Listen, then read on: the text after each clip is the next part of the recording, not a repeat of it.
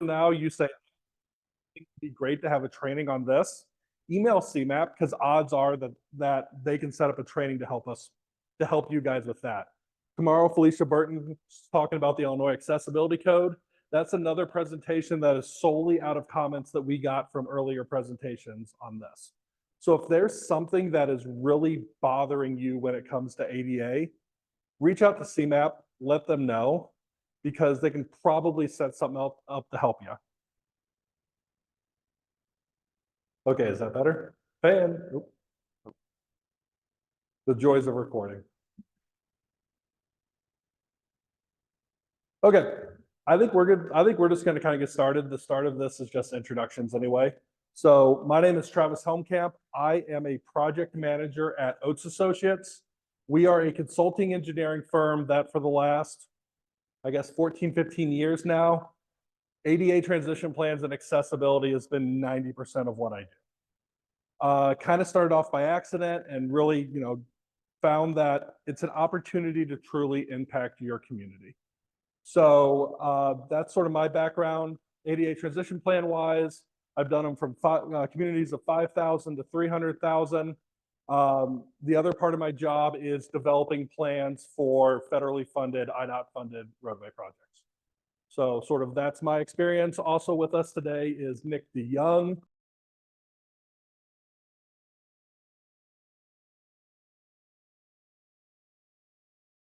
To go out and actually put feet and look at the sidewalks and assess the sidewalks in person. So I'm sort of the office side of this. Nick is very much the on the street field side of this. Really our goals today are we are going to start with sort of Prowag, what it is, what it isn't, how it works with other laws. ADA laws are very unique from other federal laws. For most federal laws, that's whatever the federal government says is the requirement. You have to meet the federal requirement. The ADA is unique in the fact that the ADA is about establishing a floor. Prowag is about establishing that base floor. And if anybody wants to go above that base floor, they're more than welcome to. So we're going to spend some time sort of going over that side of it. From there, we are going to dive into sort of reading the Prowag, understanding how the Prowag is intended to be used. And then our last, I don't know, 120, the last hours of this is basically just going through the Prowag. What the Prowag says about this, what the Prowag doesn't say about that. So if it's just me and Nick up here talking all day, it's going to be a long day for everybody. So please ask questions, please engage. This is for you. So if there's something that you struggle with, please ask that. Lincoln, can you go forward a couple slides? Yeah, keep going. Keep going. Keep going. Okay, one more. So disability rights and sort of how we got to where we are with Prowag. This all started with Section 504 of the 1973 Rehabilitation Act. When the original civil rights law came out, disability rights were not included as a civil right. Primary reason for that is just the disability rights community at that time was very disjointed. The blind advocated for the blind, the deaf advocated for the deaf, cognitive disabilities when it supported cognitive disabilities, and there wasn't that unified goal. So what ended up happening over time is there was a need to develop disability as a civil rights law. So in 1973, Section 504, that's the first time the federal government viewed someone with a disability as a minority group. And really what that did is that provided the protection of, they have basic rights to government services, to get into businesses, things of that nature. And so ultimately it banned discrimination by recipients with federal funds. I will note here, the way that this is written is that it's not whether your project is federally funded, it's whether your community receives $1 of federal funds in anything. So if you have a road project that is federally funded, your police department falls under Section 504, even if they receive no federal funds at all. So the police department receives no federal funds. If you got $1 for a road project, that applies to everything in your community. So kind of the way I always think about this is I would be shocked if any of your communities do not receive $1 of federal funds for something, which therefore means that Section 504 applies to all of you. From there came the Civil Rights Restoration Act. This was really the first effort to try to codify what those rights are. You know, Section 504 established them as people with disabilities as a minority group, but this was the start of what does that mean to not discriminate against them. And then ultimately in 1991 came the Americans with Disabilities Act. Jim DeYoung, who's sort of our other speaker, if you've come to any of these past presentations, he's certainly the storyteller of the group, but he couldn't make it today. And really, he was on that original group to start the process of the Americans with Disabilities Act. And what it was is a bunch of different parties came together and said, if we combine our forces, we think we can get this through. This picture over here on the right is what was referred to as a crawl-it. So Section 504 banned discrimination of people with disabilities, but you could not get into the Capitol building without climbing up the stairs. So you could see how well the federal government was doing with their own regulations. So what they did is a group of people with disabilities came together and literally crawled up the stairs of the Capitol to talk to their senators. You know, it was these sort of organized efforts that were going on to start that process, to start gaining support. And from the story that Jim tells, it sounds like basically the only reason this ended up going through at the end is that one person on the cabinet of George Bush's cabinet had a son with a disability, and basically this was his baby. He carried it all the way through to the end. So there were starts, stops, but Americans with Disabilities Act of 1991 is sort of the watershed moment in which all these requirements came to be. Does anybody know when the Americans with Disabilities Act stated that your entire community would be accessible by? 1994. So, per the writers of the Americans with Disabilities Act, every community could be made completely accessible in 3 years. I don't think a single community is accessible today if they're honest with themselves.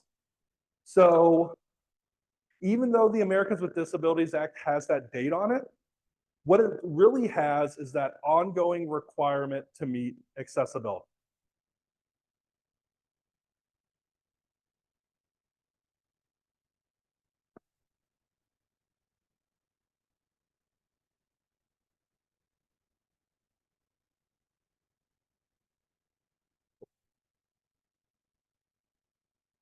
So, when the Americans with Disabilities Act passed on July 26, 1991, what that did is it established the scoping and technical requirements for Title II entities. Title II is a term I'm going to use a lot today. Title II is local governments, special districts, bus districts, recreation districts. Basically, any governmental entity falls under Title II. And Title III, the way I've heard that described a lot, is anything that takes $1. So your restaurants, your banks, your commercial facilities, those all fall under Title III, and those all have their own sort of regulations that apply to them. For the purpose of today, our focus is entirely on Title II entities. It is on those governmental entities and their requirements related to that. So the next thing that came out was the 2010 ADA Standards for Accessible Design. If you ever heard the term ADA 2010 or 2010 ADA, that is what it is referring to. And these were just updates to the 1991 standards. For example, in 1991, nobody was concerned about web accessibility. Today, web accessibility is the #1 lawsuit in the country related to ADA. For those of you who don't know or haven't been to a couple of our past sessions, there are brand new regulations about web accessibility that just came out. And basically the requirement is if you are a city with 50,000 or more people, you have 2 years to make your website accessible. If you're 50,000 or less, you have 3 years to make your website accessible. So it's probably worth dropping a line to your website people to make sure that they're aware of this.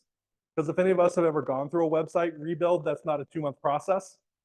So that has nothing to do with Prowag, but that really is the hottest issue in the ADA world right now, is that website accessibility. Areas covered are the accessible routes, sites and building elements, plumbing elements, communication. Really, this is a building code. This is how to make buildings accessible. Where this comes into Prowag is that a lot of times this is used for public streets as well. There was a bit of confusion because whenever the original ADA was written, there was no clear delineation of this is what you do for a site, this is what you do for a public street. So whenever these 2010 ADA standards came out, they kind of got applied across the board. But what the government has been working on for a long time is Prowag. So this is the U.S. Access Board. For those of you who aren't familiar, U.S. Access Board is a quasi-governmental agency, and their primary goal is the creation of standards and guidelines related to accessibility. They do not approve. They do not codify these requirements. That's done by the Department of Justice, Department of Transportation, the applicable governmental agency. But what they do is that they develop it. And this was their statement from 1999, where they stated that sidewalks, street crossings, and other elements in the public right-of-way can pose challenges to accessibility.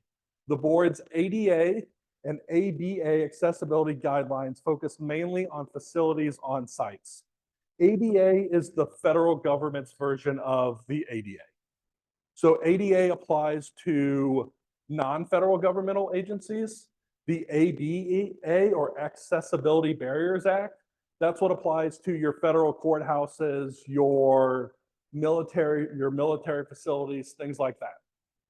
So while they certainly feature common elements to the public sidewalk, such as curb ramps, further guidance is necessary to address conditions and constraints unique to the public rights-of-way. So this was sort of their opening statement that we acknowledge that the Americans with Disabilities Act was really written for the site. And what we're going to do is we're going to come up with guidelines for how we propose to handle accessibility in the public rights-of-way. So out of that came the Public Rights-of-Way Accessibility Guidelines. The advisory committee was formed in 1999. Draft guidelines were first released in June of 2002. Revised draft guidelines were released in November of 2005. I do not list off all the other drafts that have been released since then, but there's like 5 or 6 of them. And then finally, the proposed draft guidelines were released in February of 2023. So what this means is for the last 24 years, these are guidelines that have existed. These are not standards. These have not been approved by the Department of Justice.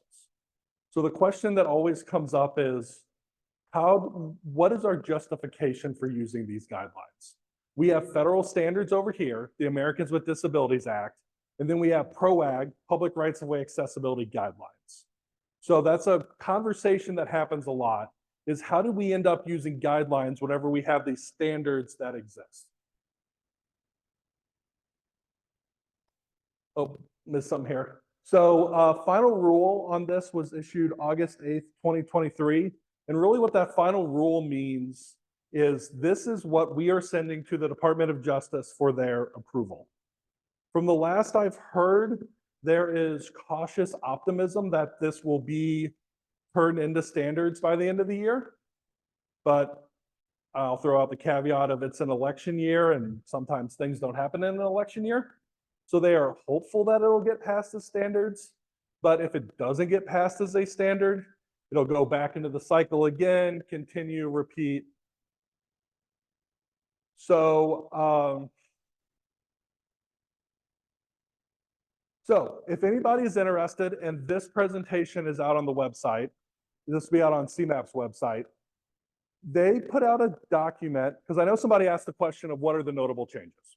We're going to go through that today, but a US Access Board released their own document of every single notable change that happened from the last PROAG that existed to this final rule that was just issued in 2023. So if that's your question, strongly encourage you to go to the website and sort of look through that. I will also throw out what happens when the Department of Justice turns these from guidelines to standards is that they have the right to make whatever changes they deem appropriate to turn them into standards. So there is one more opportunity for this stuff to change a little bit. The expectation is that there's not going to be fairly significant changes, but there's going to be a change. Something's going to change because the Department of Justice looks through something, they're going to tweak something. So I will throw that out there. These PROAG guidelines that are on the US Access Board's website is the most accurate as of today. But until this gets turned into a standard, they could still be tweaked some in the future.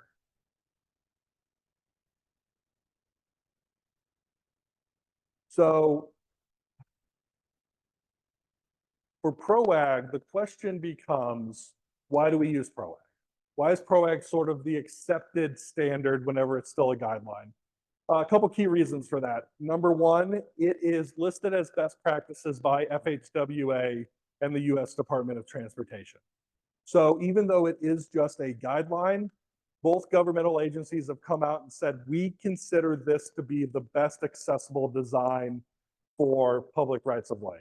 IDOT has a very similar statement in which they state, we consider PROAG to be our sort of federal guidelines when it comes to accessibility within the public right of way. So while it's not standards yet, you do have some very good supporting documents. If anybody ever asks the question in your community of why are we following PROAG, has anybody's community ever asked, has that question come up recently? So there's one community that I work with in which the street department wants to do everything based on 2010 ADA standards. And it is a nightmare because their designs don't make sense. So it is something that I like to discuss. I think we've kind of gotten past that point now in which PROAG has sort of become the rule of the land. So a couple key differences in the 2010 ADA standards versus PROAG. So this is an example of where the 2010 ADA standards actually provide more flexibility than PROAG does. So in the 2010 ADA standards, a pedestrian access route is defined as being a 3-foot wide accessible pathway. And you can go down to 32 inches for 2 feet if you have to. When they came up with the PROAG, what they determined is 4-foot minimum pedestrian access route. The primary reason for this is that, again, the 2010 ADA standards was about site design. It was about buildings. So there's a big difference between being adjacent to a parking lot and being adjacent to Archer Avenue up here. If you got a 3-foot wide sidewalk next to Archer Avenue, nobody's going to feel safe walking in that sidewalk. If you got a 3-foot sidewalk next to a parking lot with parked cars between you, that's a very different experience. So this is why when the PROAG came out, they pushed that out to being 4-foot minimum, was to just provide a bit of safety and a bit of comfort level for those people that are using public sidewalks. Oh, yes.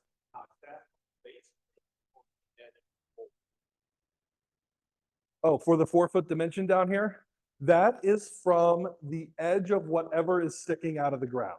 So in this case, it would be from the base plate, because the base plate is what's offering that vertical obstruction that stops you from getting through. So what the gentleman asked, if you couldn't hear, was for the 4-foot dimension, is that measured from the face of the pole, or is that measured from the face of the base plate or whatever is down at the sidewalk? And those measurements are always taken from basically where the vertical face starts at the sidewalk itself. So in this case, it would be measured from the base plate. Yes, sir.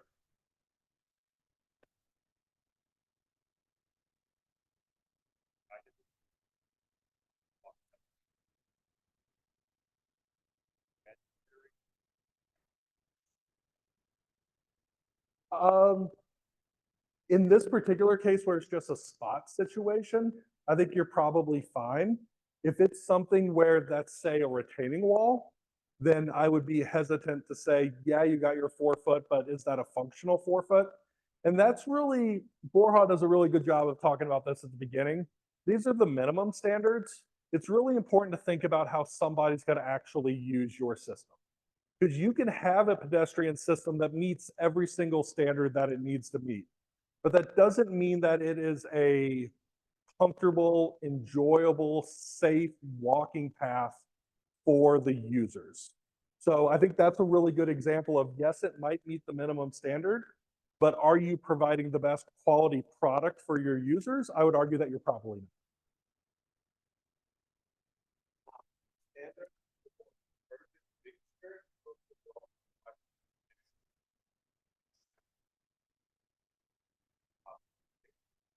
It applies for everything that is going to be within the public right of way. Because the obligation is that that 4 foot wide pedestrian access route is always provided. So it could be permanent. If you have temporary, that's really where you as a city has to have a way to share that with the businesses or whoever's putting it out, that they have to maintain that 4 foot pedestrian access route. So even if it's temporary, the 4 foot never goes away. To me, it is. I can see where somebody might think that it's not. Over one of the breaks, I'll find where I think it is, and then we can certainly have more conversations there. Because yeah, that's an ongoing. Sandwich boards, outdoor dining has very much become a conversation within Prowag of sort of how does Prowag work whenever you start putting all these temporary things out on the sidewalks. So let's follow up on a break because I want to actually dive into the code before I give you a strong answer, if that works for you. Good. Any other questions on this slide before we move on?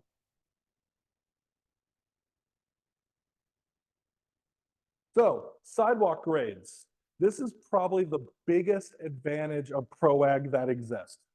So when, per the 2010 ADA standards, when a sidewalk grade is greater than 5%, they are considered ramps and require handrails and a 30-inch maximum rise.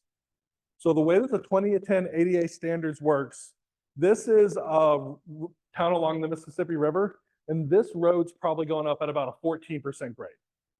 So per the 2010 ADA standards, that whole sidewalk would have handrails on both sides, and you'd be putting in ramps and landings and ramps and landings. What the Prowag did, and this is really one of the number one reasons why the Prowag conversation started, was that it allows the sidewalk grade to match the roadway. It is an acknowledgement that if the road's at this percentage, it's reasonable for the sidewalk to match that percentage.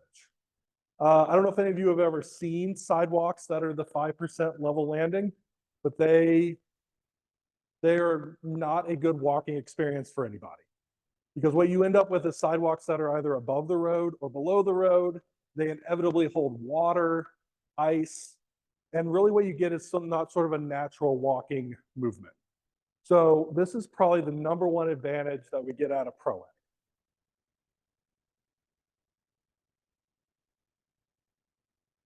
Curb ramps. Per the 2010 ADA standards, there is no maximum length of a curb ramp. A curb ramp goes as far as that curb ramp has to go. Because again, it's a site. That's whenever we get into our switchback ramps and things of that nature. What Prowag acknowledged was, for that 14% road grade, can you ever build a curb ramp that matches back at 1 to 12 max? It's a mathematical impossibility. It can't happen. So in that case, what it allows is what's called the 15-foot rule. So where the curb ramp length must exceed 15 feet to achieve that 1 to 12 running slope, the curb ramp length shall extend at least 15 feet and may have a running slope greater than 1 to 12. So this is Prowag's solution of what do we do whenever a road's at 8, 10, 12%, and we can't get our curb ramp to match back in. That's where, so this is called the 15-foot rule. So if you ever hear anybody refer to the 15-foot rule, this is what they're talking about here, is that it is an acknowledgement of,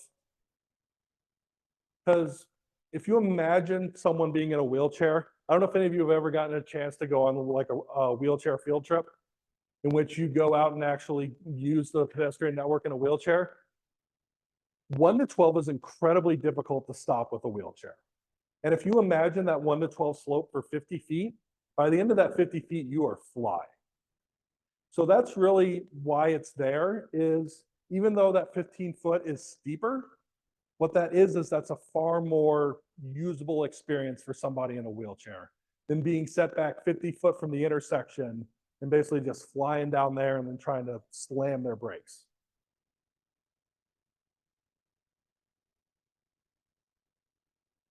Next up, intersection grades. 2010 ADA standards, really the way that that's written is 2% maximum crosslope.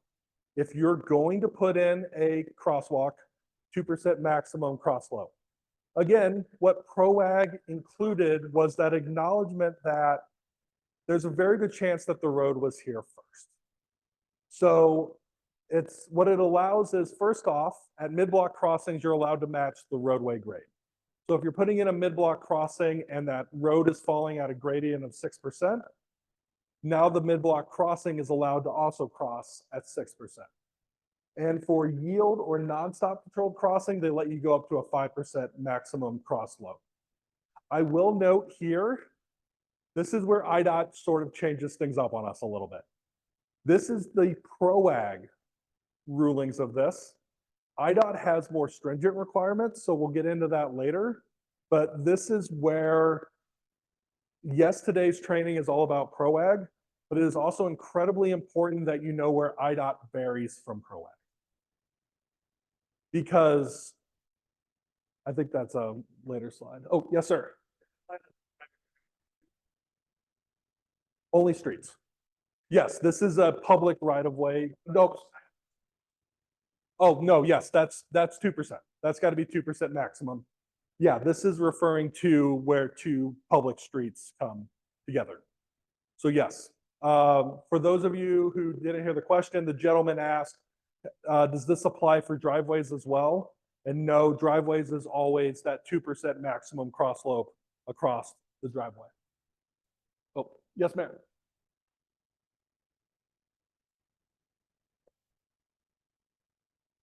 Not that I've ever seen. Is there anybody from IDOT here today? Oh, someone asked, has IDOT ever sort of published anything that's sort of where their standards vary from Prowag standards? Are you from IDOT, sir? Not to put you on the spot.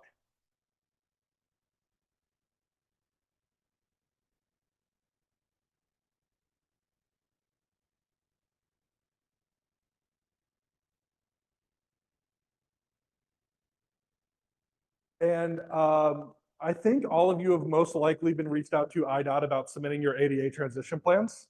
Have you guys been reached out to IDOT about that yet?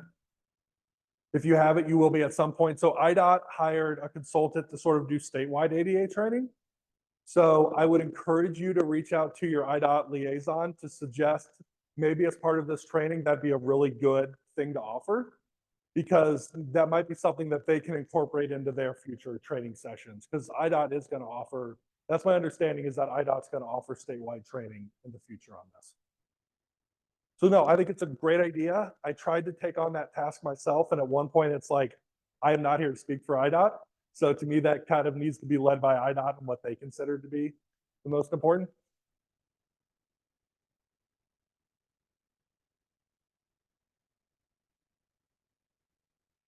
MUTCD.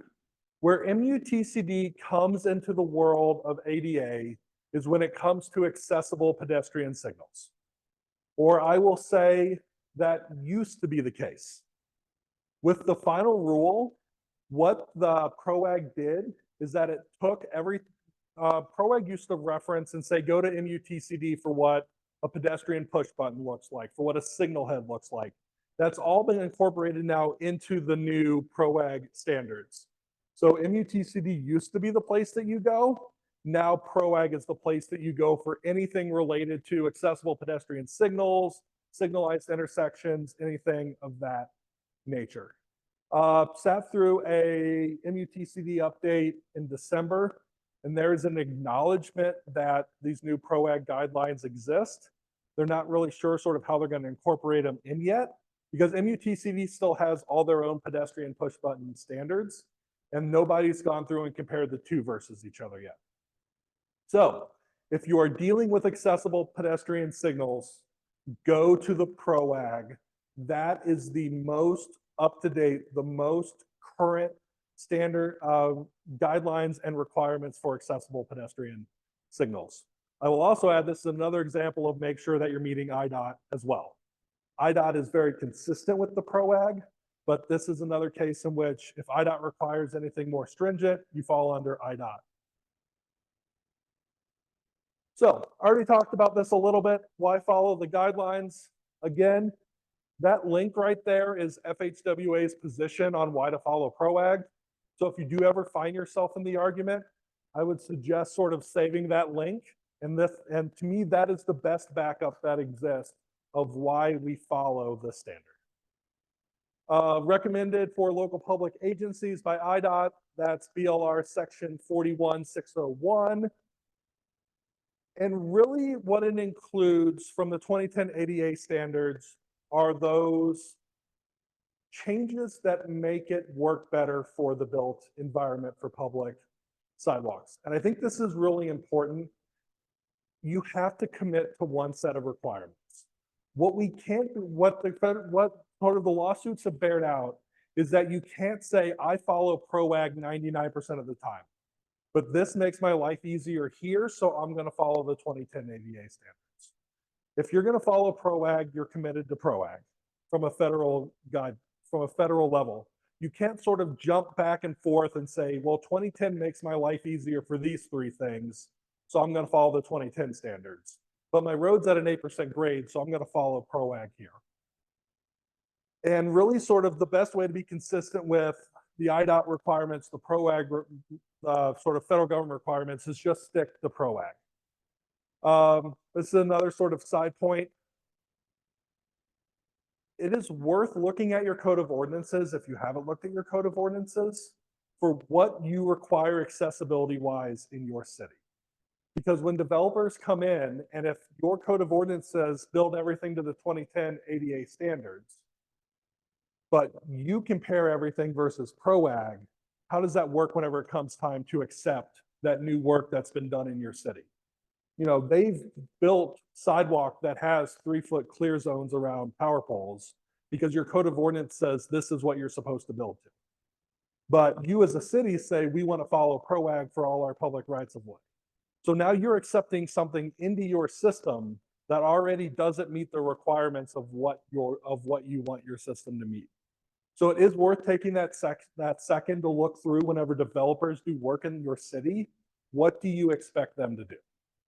And if the expectation is 2010 ADA standards, sort of encourage you to shift that over to Prowag for public right-of-way, whether that's, you know, public roadway projects today, or whether that's roads that you're going to take over when the work is completed.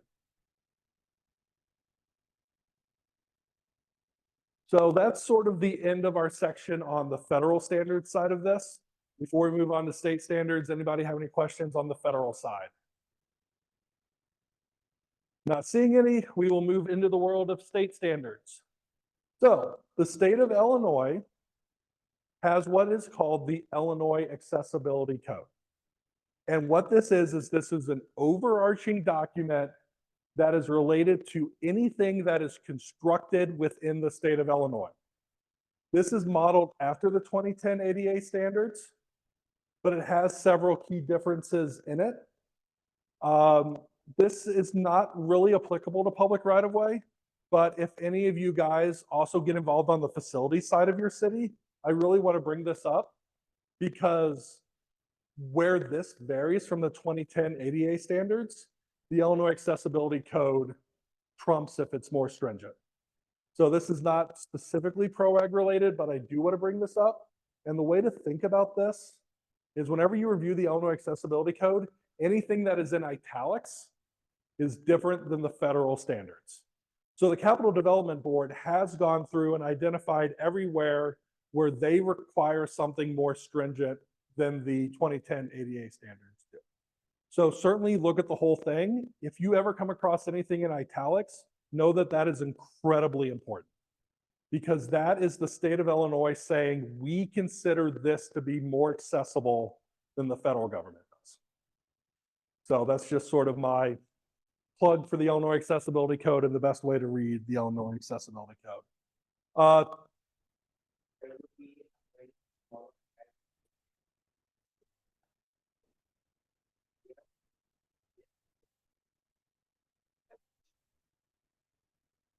Yeah, so you're welcome to come. Especially valuable if you have code people who spend a lot of time in the code. They know the Illinois Accessibility Code very well. So building inspectors, if any of them are interested, I think this would be a great opportunity for them to talk to Felicia. So even if you haven't signed up, we obviously have some room available, so feel free to come. So Illinois Department of Transportation. If work is done on the state highway network, Chapter 48 of the Design and Environment Manual sort of lays out IDOT's expectations in the world of ADA. Chapter 41-6 of the Bureau of Local Roads is what applies for those local streets. There's highway standards, there's district design standards. Every district sort of has their own unique quirks.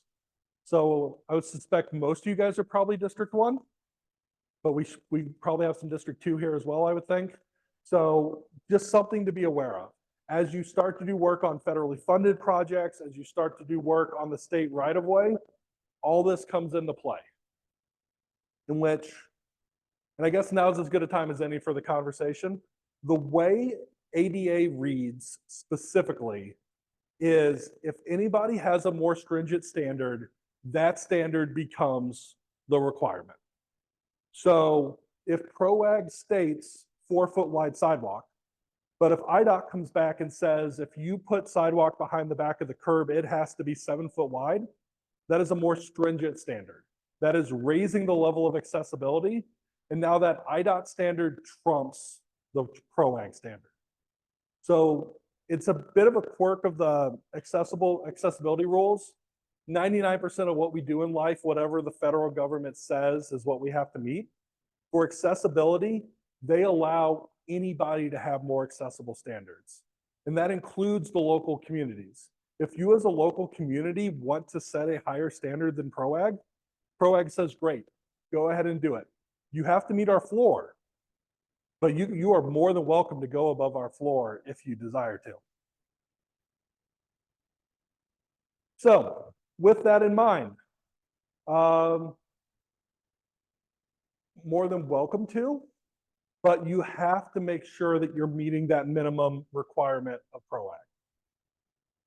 One issue that is going to start coming up is accessible electric vehicle charging stations. That is flying through the federal government right now. That is most likely going to be passed before the end of the year. That if you're putting in an electric vehicle charging station, there has to be an accessible electric vehicle charging station. So if any of you are involved in those types of projects, US Access Board has released requirements specifically for what an accessible EV charging station looks like. So just something to be aware of. While it's not law now, that is going to become law.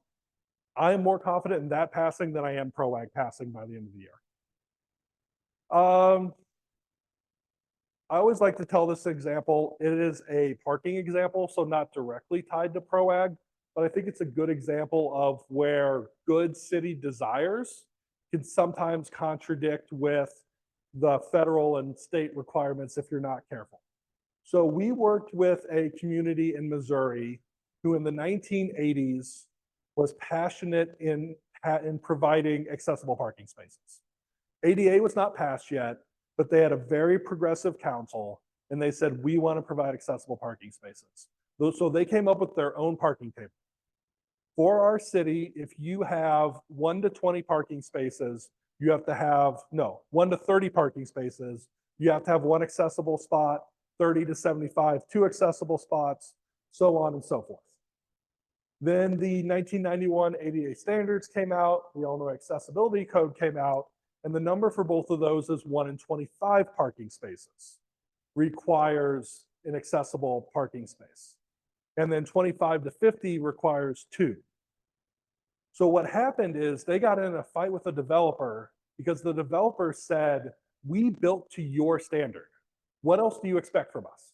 You said, because the developer had like 28 spaces, so they put in one accessible spot. And they said, we built to your standard. What else do you expect? But they didn't meet the federal expectation. So if you are going to put in city standards, make the commitment that anytime state standards or federal standards get updated, that you go in and check your standards and make sure that you're covered. Also strongly advocate, if you're a community that wants to have city standards, to have a statement to the effect of the applicable city standard will be the most stringent requirement between federal, state, and local guidelines.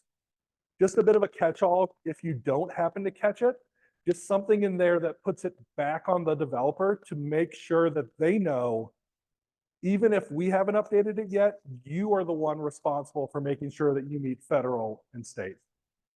Just a bit of suggestion there of, I think city standards are great, but just be careful with those city standards.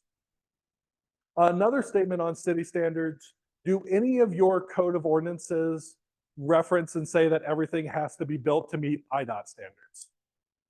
Does anybody know if that's the way that your code of ordinances are written? That's something that we commonly see with our ADA transition plans. But what comes along with that is that you are also saying that it has to be built to meet IDOT accessibility standards. So if your code of ordinances says build everything per IDOT, you are also now committing yourself as a community to meet IDOT's accessibility requirements. Again, not a bad thing, just something to be aware of whenever you start checking your plans. Whenever you start checking all that work that's coming in from the developer, that you know what your actual accessibility expectation is in your community.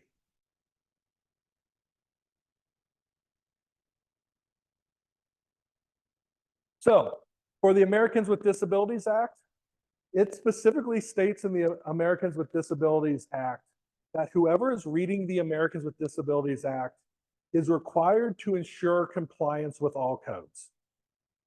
You are required to know your state and local codes, and the specific wording from the Americans with Disabilities Act is that it is the requirement that provides greater access for individuals with disabilities. Illinois Accessibility Code has a very similar statement. Pursuant to blah, blah, blah, any governmental unit may enact more stringent requirements to increase and facilitate access to the built environment by individuals with disabilities. So this is very clearly laid out, in which in ADA and in Prowag, the state of Illinois, if they're more stringent, can trump it.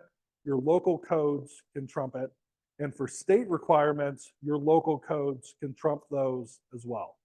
So even though we're talking about Prowag today, take that time to familiarize yourself with the state and local requirements, because there's a chance that you could have a more stringent requirement in there that you're not aware of. And then this is that little blurb that I was talking about earlier.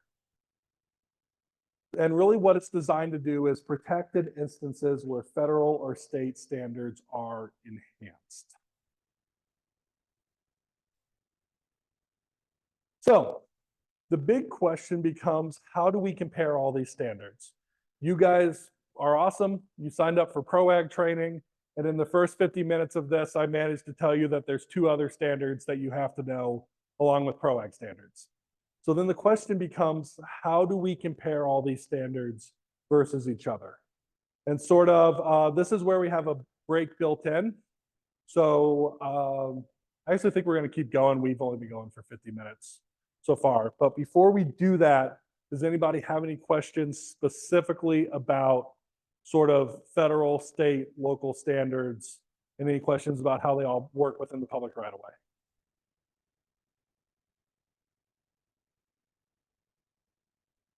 Not seeing any. Nick, I believe this is where I hand it over to you. Okay. Hello. So as we asked earlier, some of the differences that come up and cause questions between Prowag and IDOT anytime you're working with road design. So these are some of the key differences we've found.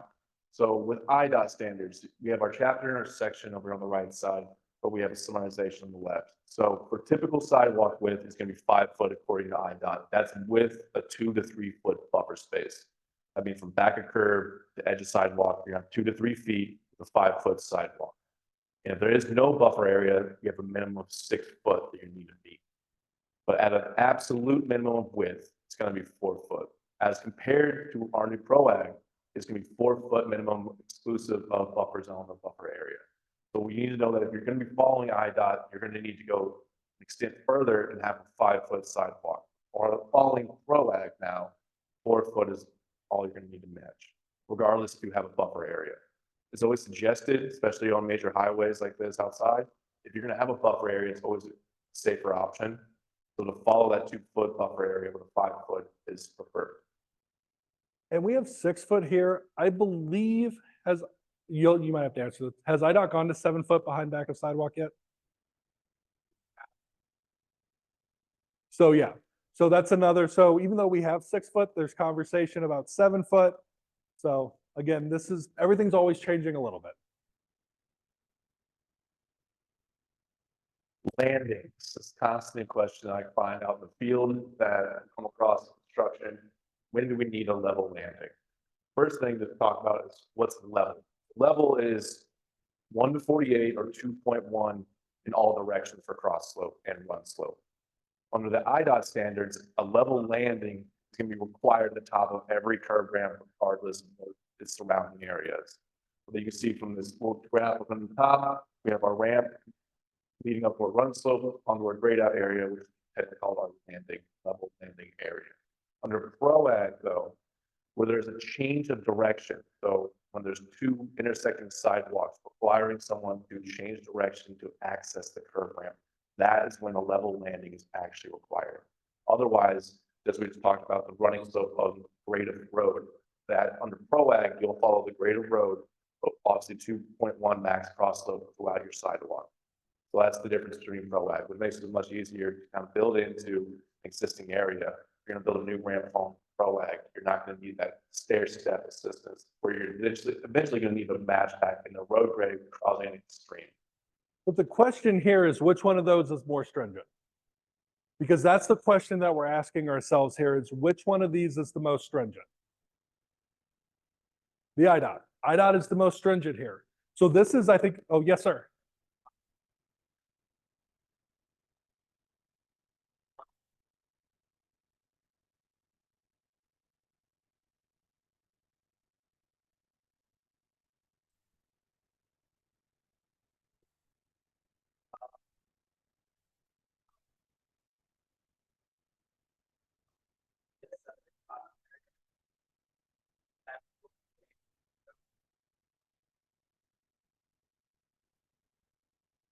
But I would say, as of this moment, the IDOT standard is the more stringent, and that is that's still the expectation of IDOT, correct?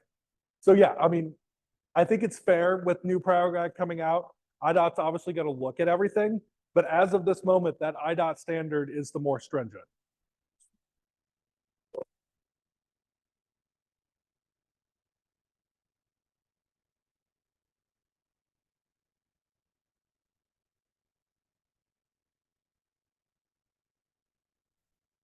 Maybe. The answer is always maybe. Is it on an IDOT road? So if it's on an IDOT road, you have to follow IDOT standards. Is it being built with federal or IDOT money, including MFT funds? Yes.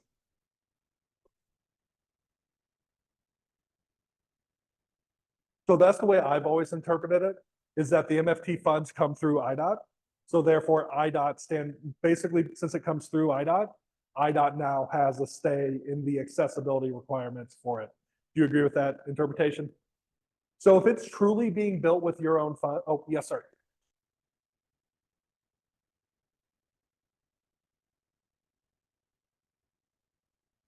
That is the one situation where I would make an argument that you don't have to necessarily follow IDOT. But that also goes back to your code of ordinances. What do your code of ordinances require, et cetera.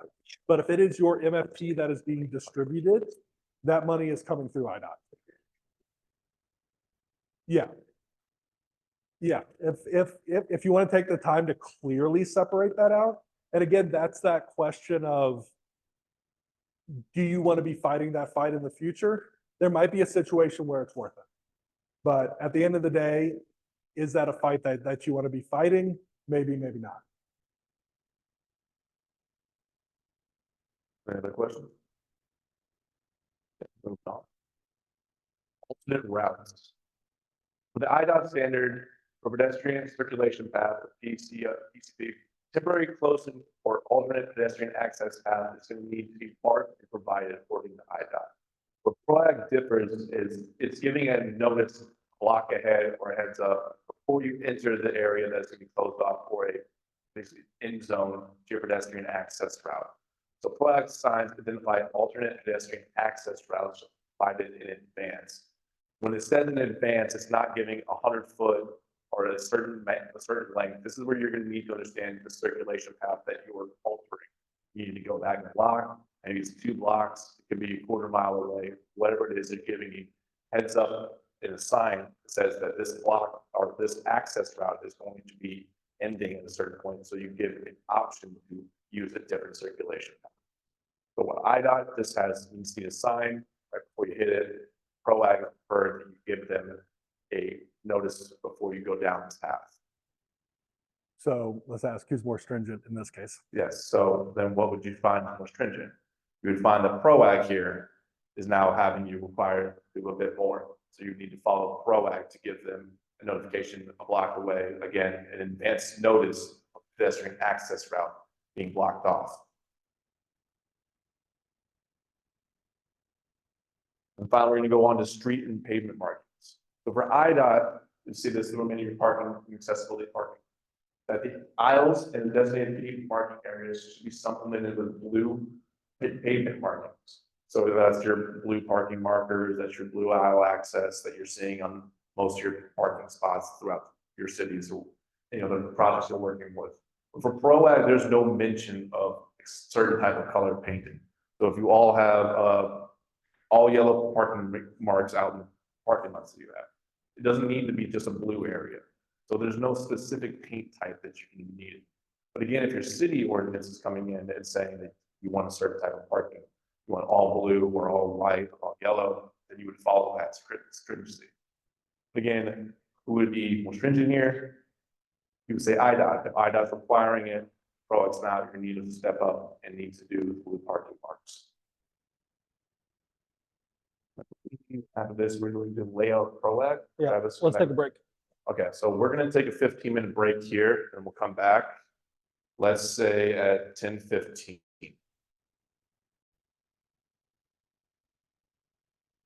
Okay, we're going to go ahead and get going.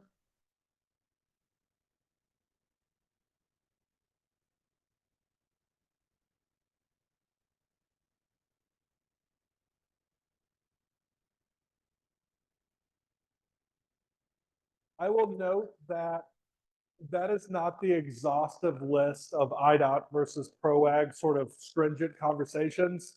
That's intended more just to kind of start the conversation and get you started to think about it. So as you go through things, just make sure that you're, whenever I'm checking things for accessibility, basically what I have one of them up on one screen, one of them up on the other screen, and I just kind of check them versus each other as I go along. So what we are going to dive into now is the Prowag itself. And I'm a big advocate of, we all have a habit when we open Prowag of going straight to chapter 3 and 4. Those are the numbers. That is the hard facts. This is what we have to meet. But I think it's really important to understand the way that Prowag is intended to be read. Because there's a reason that chapter 1 and 2 exist, and they're really important reasons that they exist. So chapter 1 is application and administration. It establishes the overarching scope of the document. It also addresses coordination with other ADA regulations. If you ever have a question of, is this covered under PROAG or is this covered under the 2010 ADA standards? Chapter 1 is what's going to answer that question. Questions that we've heard in other sessions have been, I'm doing work in a city park. Is that PROAG or is that 2010 ADA standards? That's where we go to chapter 1, and chapter 1 defines what public right-of-way is and defines when PROAG applies. So if you ever have a question of, is this PROAG or is this a different ADA regulation? Chapter 1 is the best place to go for that. I know somebody asked the question of sort of private elements within public right-of-way, stairs, coach walks, things of that nature. That's where this conversation happens as well. We'll get into that a little bit more later, but sort of chapter 1 is really what establishes which federal regulation you should be looking at. Impact on existing pedestrian facilities. This is a big sort of open-ended part of this that exists to be determined by the Department of Justice. So the way that the PROAG currently reads is that the PROAG only applies whenever you are physically touching the sidewalk itself. So if it is a sidewalk that exists in space by itself right now, it falls under your program access, but it doesn't necessarily fall under PROAG. It falls under PROAG once you decide to touch it and upgrade it or make any changes to it or anything like that. But they're very specific to note that the Department of Justice has the authority to change that if they so desire. Does that make sense to everybody? Because that's kind of an important thing to know. So your obligation to make all your sidewalks accessible falls under program access. So your sidewalks are considered a program of your community, and as a program, everybody has a right to use that sidewalk. When PROAG comes into play is once you as a community decide we are going to upgrade this sidewalk. Now PROAG tells you what it means to make that sidewalk accessible. Yes.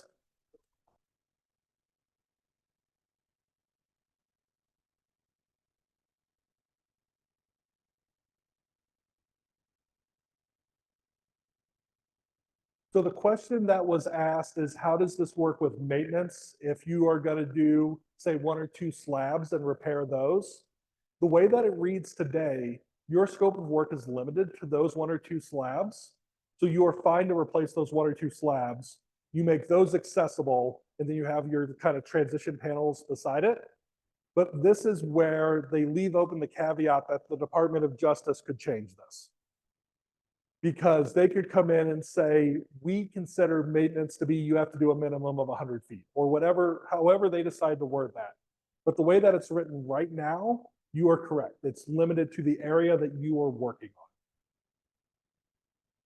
on. Deviations from these guidelines. Where are you allowed to deviate? How do you deviate? How do you document it? Things of that nature. That's all discussed in chapter 1. Conventions and definitions. We're going to spend a lot of time on definitions because the definitions are really important. Because there's a big difference in the PROAG between new construction and alterations and modifications to existing facilities. So we're going to spend some time making sure that we're all comfortable with when is something considered new construction versus when is something considered an alteration. So purpose and application. Scoping wise, one important thing that's noted here is this is a large commercial development. I believe it's somewhere up north of Chicago, in which you have a commercial facility that has public right-of-way through the commercial facility. The streets themselves are public streets, and then there's commercial development around it. But those streets were built by the developer as part of, they were built as part of the development. And the way that PROAG handles this is that it includes the boundary of a site. So if someone's doing a commercial development, but that commercial development impacts the public right-of-way, what's within that public right-of-way falls under PROAG. What's outside the public right-of-way falls under the 2010 ADA standards. So even if somebody is building a commercial development, if they go into your public right of way, they are now following Prowag as part of what they're building. The big advantage of this is obviously it allows them to follow the road. The big thing you got to make sure of is that they're putting in that 4-foot wide sidewalk, that they're putting in that proper sidewalk width. Because if you have an engineer who does primarily commercial development, there's a chance they're used to putting in 3-foot sidewalks everywhere. So this is where, as a community, it's really important to make sure that you understand sort of which code applies where. It could also lie within a site bounded by a property line. So in this case, even though it all looks like one big commercial development, if you have public streets through that development, they fall under Prowag. Big thing here, Prowag requires detectable warning panels. 2010 ADA standards does not require detectable warning panels. So if you have public streets through your commercial development, those curb ramps in the public street have to have detectable warning panels because they fall under Prowag. So again, this is that area in which you have two standards that are very much interplaying together and making sure that you have an understanding of sort of where the Prowag ends and where the 2010 ADA standards begin. Those are just a couple examples that I came up with quickly. Does anybody else sort of any questions, any other examples they want to share of sort of challenges that they've experienced sort of with those two standards? Oh, yes.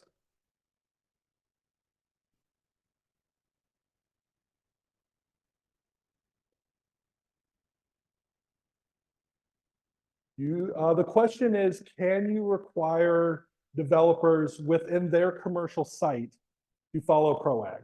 And my answer to that question is, you can do whatever you want to do in your code of ordinances. That's your code of ordinances, and if that's what your community thinks is the best product for your community, you are more than welcome to require those. I would throw in the caveat of make sure that you don't have any unintended consequences, in which the 2010 ADA standards does provide better access. Now, you could also modify it in which you follow the 2010 ADA standards, but your local requirement is, say, we want a detectable warning panel anywhere there's a stop sign. Like, you can also do it that way. If there's specific parts of Prowag that you want to get in, that can be covered through sort of specific parts of the code of ordinances. But that'll be covered through your community's code.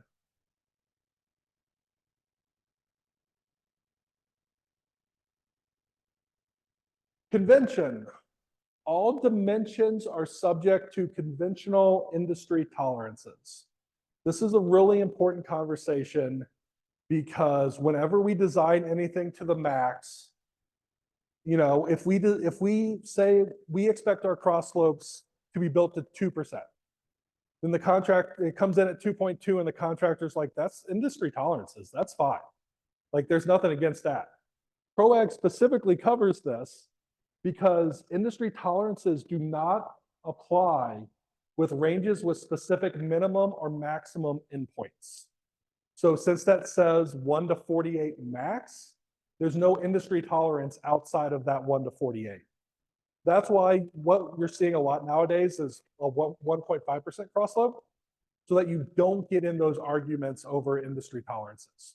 So that's something important, especially for your construction guys to be aware of. For a lot of stuff with this Prowag, industry tolerances don't exist because they're saying this is the maximum. We're not telling you what to build it to, but you cannot go above this number. So there's something to be aware of as you go through this, that industry tolerances don't really work within Prowag.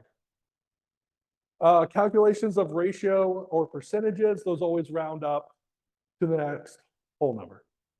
So just something else to be aware of on Prowag. Definitions. Accessible. Anytime you hear the word accessible, that is a pedestrian facility or element in the public right-of-way that complies. Building, any structure used or intended for supporting or sheltering any use. So Prowag-wise, building is a pretty broad term.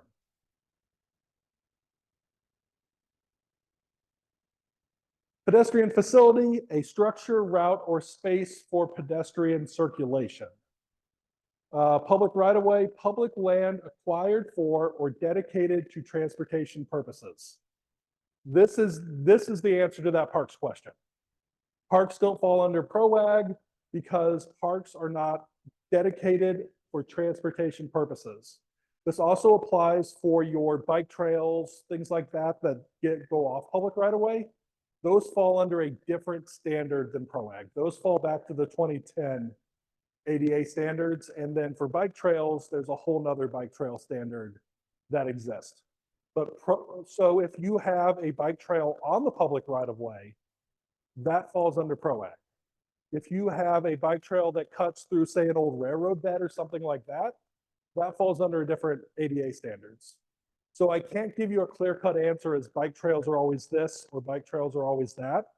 The question you got to ask yourself is it located within public right-of-way or not?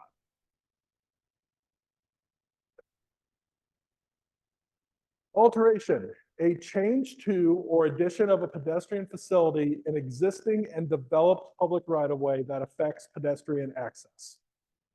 Big thing here is developed contains buildings, pedestrian facilities, roadways, or utilities. It doesn't specifically state that for an alteration that a sidewalk has to exist today.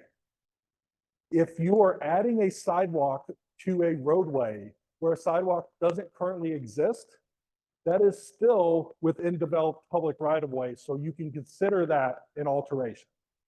If you are building a new roadway where out through a farm field where nothing exists, that's whenever it's not considered an alteration. So I think we're used to hearing the word alteration and thinking sidewalk in, sidewalk out. From a Prowag standpoint, an alteration can be new sidewalk within an already developed right-of-way corridor. So that really sort of lets us sort of broaden out that definition of the word alteration, which gives us a lot more flexibility in our design going forward.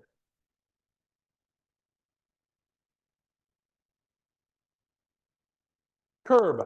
We all know what a curb is. Raised feature along the side of the street that delineates the edge. Curb line, a line at the face of the curb. What you'll see a lot as you read through the Prowag is that they use the word curb line a lot. Anytime you see the word curb line, that is the face of the curb, not the back of the curb.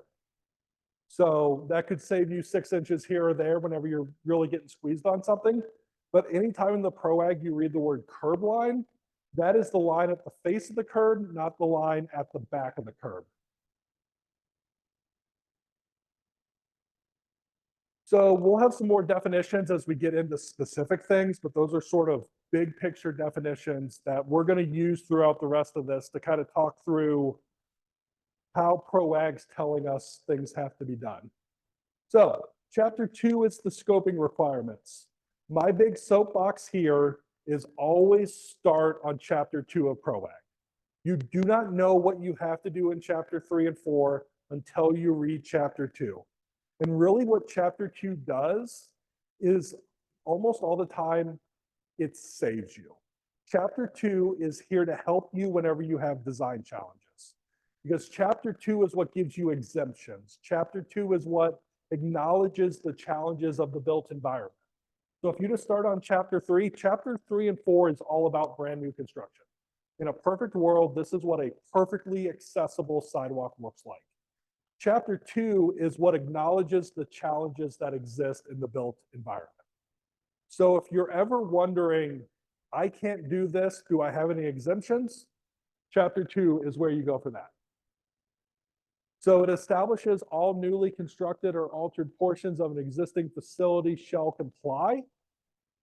But what it does is after it says shall comply unless blah, blah, blah, blah, blah. It also provides user with the applicable technical requirements based on your scope of work. So if you're ever wondering, where do I go within chapter 3 and 4 for my specific situation? A big question that always comes up is there are technical requirements for curb ramps. There are technical requirements for ramps. And the question is always, what is a curb ramp? What is a ramp? Chapter 2 is what answers that question. Chapter 2 says, this is specifically what a curb ramp is. This is specifically what a ramp is. Because we still see designs that are designing curb ramps for ramps, and we get into all kinds of interesting stuff. And the reason why is because they didn't start with chapter 2 to figure out what applies. Alteration wise, this kind of goes back to your question, sir. Specifically states that transitional segments may be used to connect to existing facilities. So this is the acknowledgement of, I can't keep building forever. At some point, my project has to stop. And when that stops, what it states is you can use a transitional segment to connect back into existing facilities. I think one important part of this is whenever we're doing curb ramp removal and replacement, the curb ramp itself is not the transitional segment. That panel behind the curb ramp or behind your landing is that transitional segment. And really sort of the goal of this is, so whenever you do improvements in the future, you don't have to touch the curb ramp and the landing. You remove the transitional segment and then you can build off that transitional segment moving forward. So the transitional segment, that's your last slab of concrete. That's the slab of concrete that takes you from the accessible that you just built to whatever that existing condition is. And that doesn't have to be compliant, that doesn't have to be accessible. That is specifically considered a transitional segment. Where existing physical constraints make compliance infeasible, compliance is required to achieve the maximum extent feasible. That comes out all through chapter 2. The thing I would encourage you to do is if you're going to claim maximum extent feasible, document everything and get sign-offs. Yes, this is the maximum extent feasible, and everybody agrees that this is the maximum extent feasible. If you're doing a state project, that's whenever you go for design variances, things like that. But even on your locally funded projects, document those design variances. Because what's going to happen is someone's going to have a complaint 2, 3, 4 years from now, and no one's going to remember why we did what we did. So out on CMAP's website, actually got this from the local roads guys at IDOT. They provided the IDOT version of the maximum extent feasible, and we sort of modified that down to work for sort of local communities. So that is out on CMAP's website. If you go to the CMAP accessibility website, we sort of included a document to kind of help you start that process of what your own maximum extent feasible form might look at. And we have 2 different forms out there. One's for pre-construction and one's for post-construction. So during the design process, we couldn't meet compliance for this reason. After we built it, we couldn't meet compliance for this reason. Yes, Borja. Oh.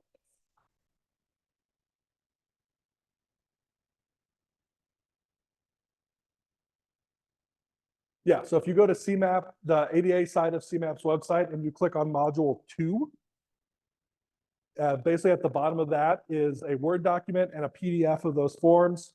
After one of the breaks, I'll pull it up on my computer and I can kind of show you how to get to it. But I think those are 2 really important forms, because the way I always think of maximum extent feasible is if you are not willing to put your name to it, then it's not actually maximum extent feasible. That tells me that there is an answer. It has to be something that someone is willing to stand behind. Alterations cannot reduce access. Good example of this is if you have a sidewalk that's a split sidewalk. So you have a 4-foot sidewalk, then there's like a 6-inch curb in the sidewalk, and then 4-foot sidewalk behind that. If your requirements are that you have to have a 5-foot sidewalk down at the bottom, providing a 3-foot sidewalk for the businesses up top, you are now reducing access. So nothing you can do can ever reduce someone's access.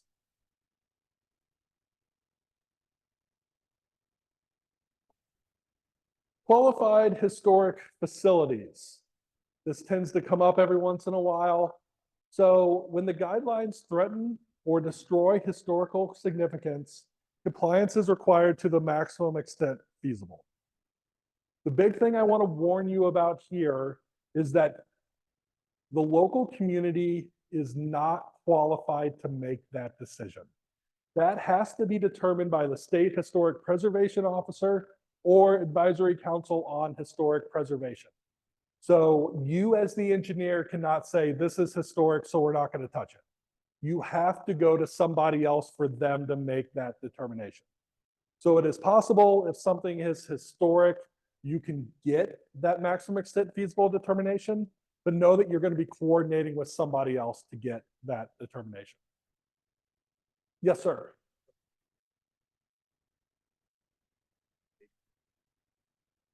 The question is sort of, can that be your own local historic, or does that have to be from the state? The way I've always interpreted it is that it has to come from the state. It has to come from somebody, a third party, for lack of a better word. So it might be a case in which maybe if the county has a historic preservation, I think that could potentially work. But I think the main thing is that it can't be your own historic preservation group making that decision. Yes, sir.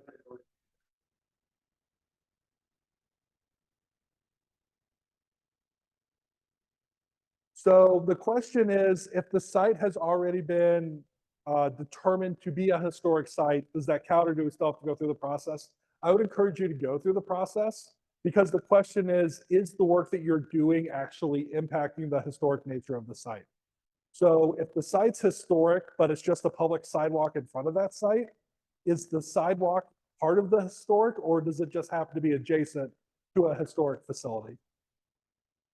This is from Oak Park, one of the Frank Lloyd Wright houses. And the Frank Lloyd Wright house itself is historic. The sidewalk. There's nothing historic about the sidewalk. There's no connection to Frank Lloyd Wright in the sidewalk. So that's an example of the building's historic, the sidewalk isn't historic.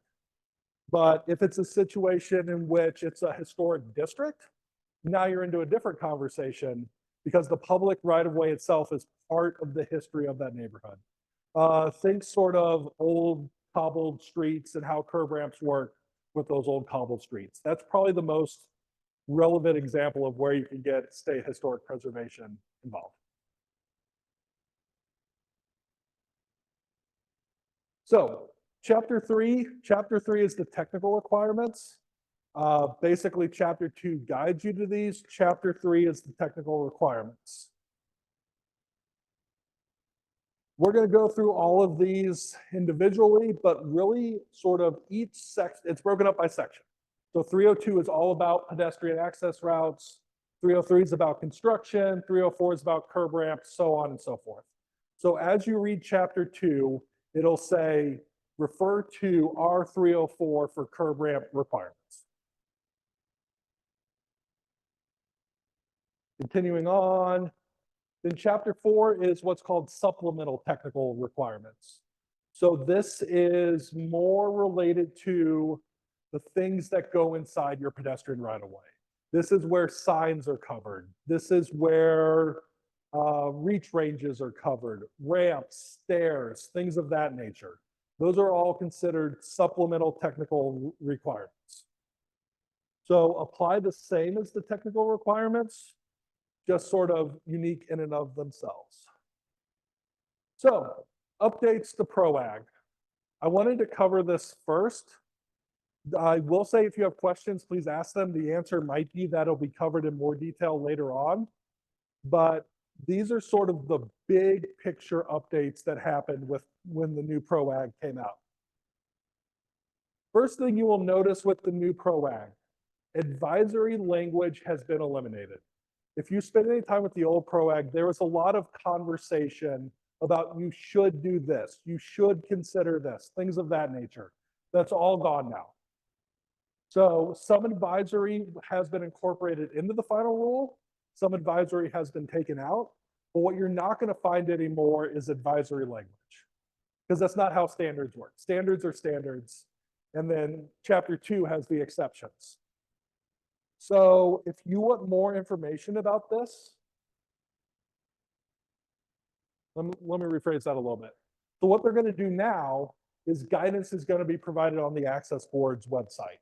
So they're going to issue additional documents that are intended to serve as guiding documents, but they're not going to be part of the actual final rule itself. So for the 2010 ADA standards, if you ever do a search for like accessible parking, the Access Board has 20 different guidance documents that are not the actual final rule. What they are analysis to help you through the process. So while the guidance is gone, what's going to happen is they're going to keep sending out additional documents to kind of help you use it.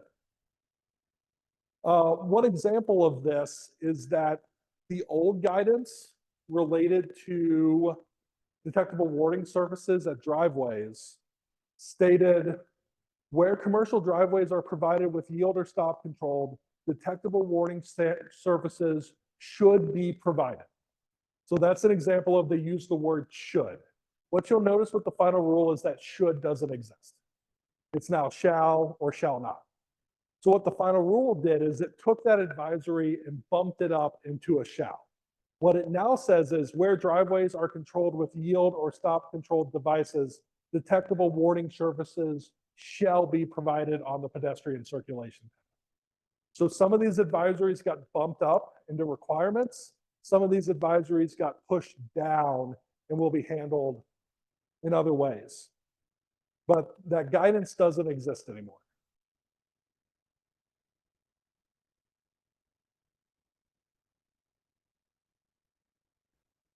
MUTCD, we already talked about this a little bit, but all technical provisions that used to reference the MUTCD are now put directly into the final rule itself. Alterations.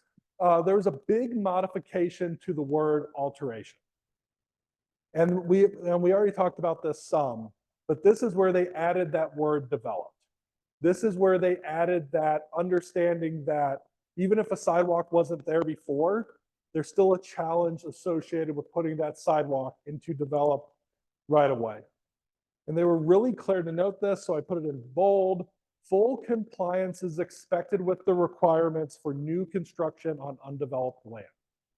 So new roadway, undeveloped land, full compliance is expected. If you're doing work within an existing roadbed, within an existing right-of-way, you are allowed those alterations. And what alterations does is it opens you up the maximum extent feasible. For that condition in bold, maximum extent feasible doesn't exist.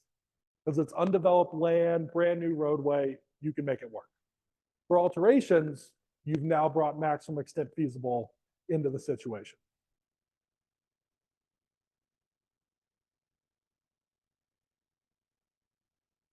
APS.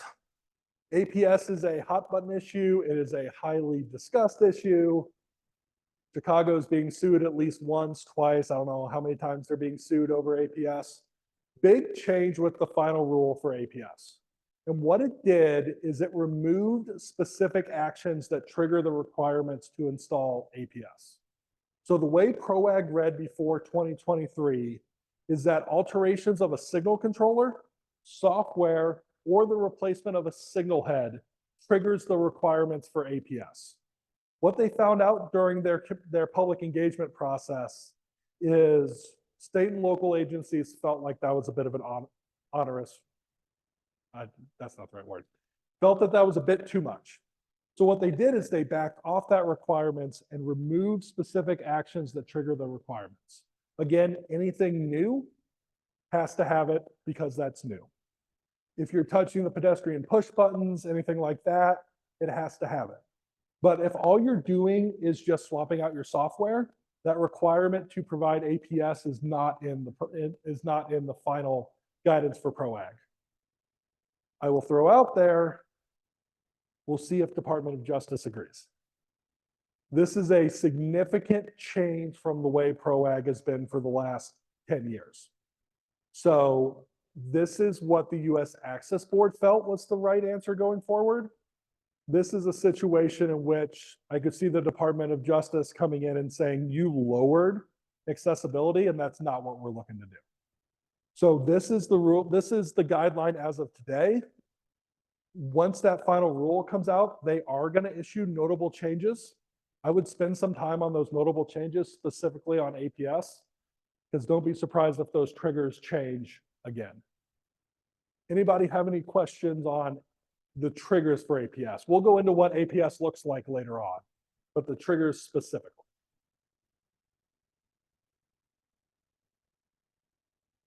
Another big change that came out of this. Anybody currently planning on putting roundabouts in their city? If you are, there's a new requirement in the Prowag that exists that if you have a multi-lane roundabout, and again, if you're a traffic person, explain to me how this is going to work because I don't understand it.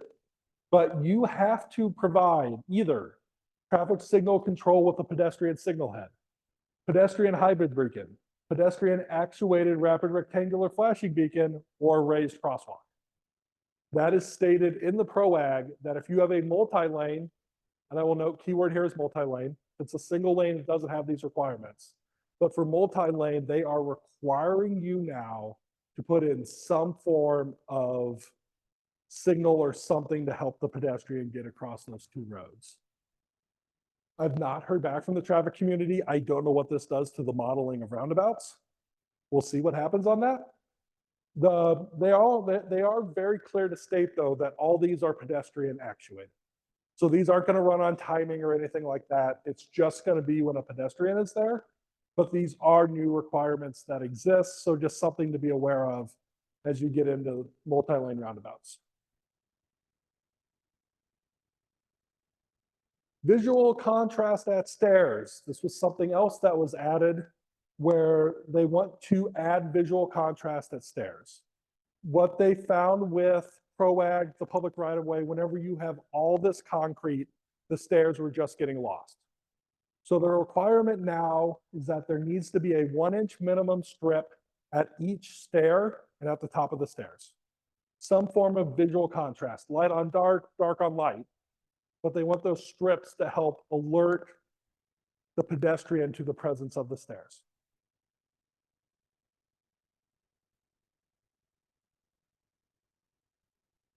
Ratios and percentages. This was something else that came out of the comment, was now everything is provided as a ratio and also as a percentage. So you don't have to answer that question of how is this rounded. 1 to 40, it's now listed as 1 to 48, 2.1%. I catch myself saying it all the time. The maximum cross slope of a sidewalk is 2%. The actual technical definition in the Prowag is that it is 1 to 48 or 2.1%. So they went in and they sort of clarified that because they found that we were all sort of using more casual language, I would say. And they want to be very specific as to where that requirement is, because again, there is no tolerance for that. 2.1 good, 2.2 bad. Blended transitions. This was another significant change as blended transitions kind of become more and more popular. Where a blended transition serving more than one pedestrian circulation path. So that would be a case in which there's sidewalk coming from this direction and sidewalk coming from the other direction. Has a running slope greater than 1 to 48, a pedestrian access route shall be provided so that the pedestrian not crossing the street may bypass the blended transition. So what that means is you can't slope them down at like a 1 to 12 grade, have them go through the blended transition at the bottom and then come back up. There's got to be a bypass for it. I will say this is where I expect IDOT is going to make a change to that standard because, and I would argue that in this case, this is an example of Prowag being more stringent, but this is a fairly significant change because so basically what they want is somebody who just wants to walk around the corner. You don't have to go down, across, and back up. So something to be aware of.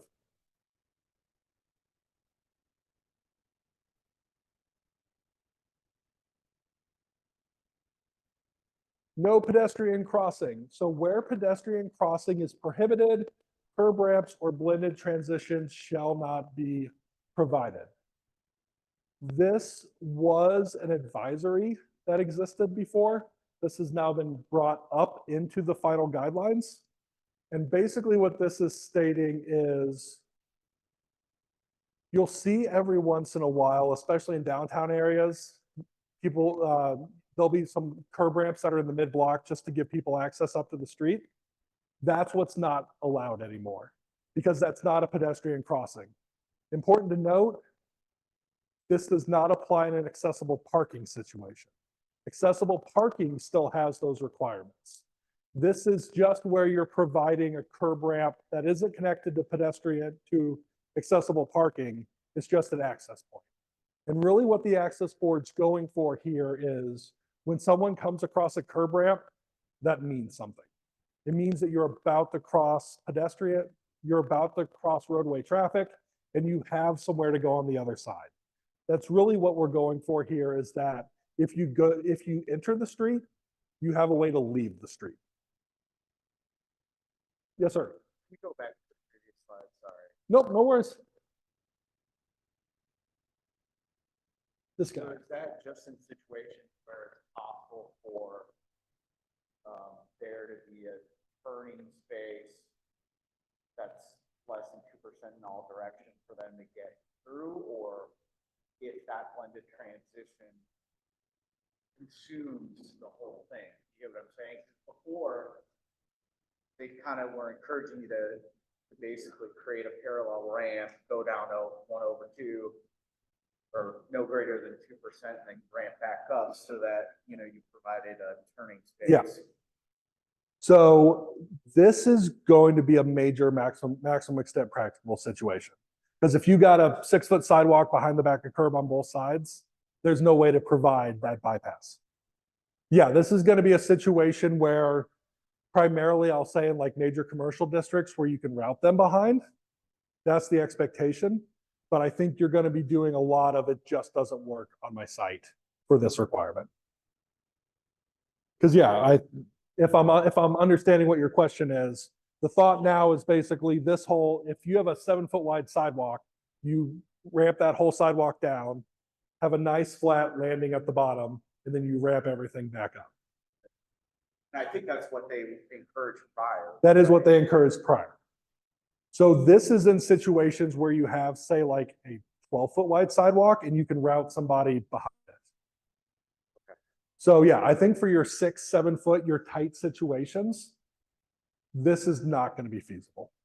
I think there's going to be a lot of situations where this isn't feasible. But where it is feasible, that's the expectation. And again, in that case, it's already developed, so it's an alteration. If it's a brand new road, you have as much room as you need to provide the sidewalk, so then you can route people around.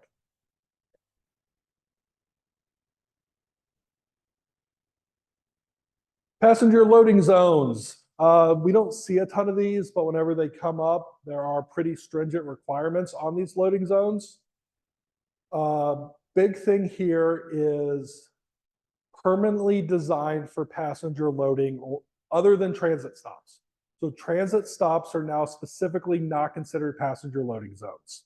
That's a transit stop. This is for specifically places to drop off pedestrians, including rideshare. So if you have anywhere on your public right-of-way where there's, say, like a dedicated lift spot, that's now considered a passenger loading zone. What this doesn't apply to, though, is things like valet stands, temporary conditions. So if you have a restaurant that offers a valet on the weekends, that doesn't fall under the category of passenger loading zone. That is a temporary condition for that restaurant at whatever time they set it for. This is for permanent passenger loading zones, permanent ride share spaces. Yes, sir.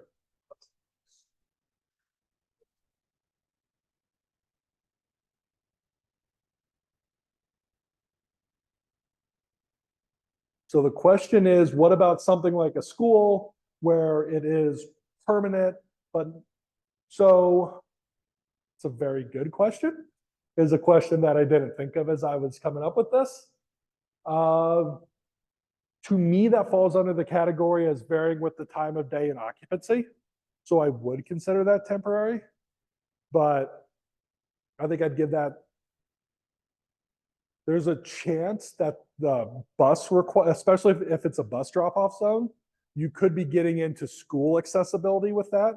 So there could be another ADA regulation that's going to supersede Prowag in this case because the buses have their own requirements. So if it's a parent drop-off area, I think I would consider it temporary. If it's a bus, I'd be very, I would take my time to see what the school's obligations are with it being a bus drop off.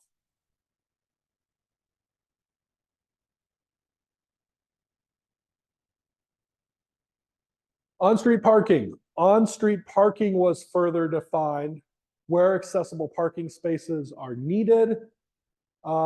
Big thing that they added here was where on-street parking is provided and is metered or designated by signs or pavement markings.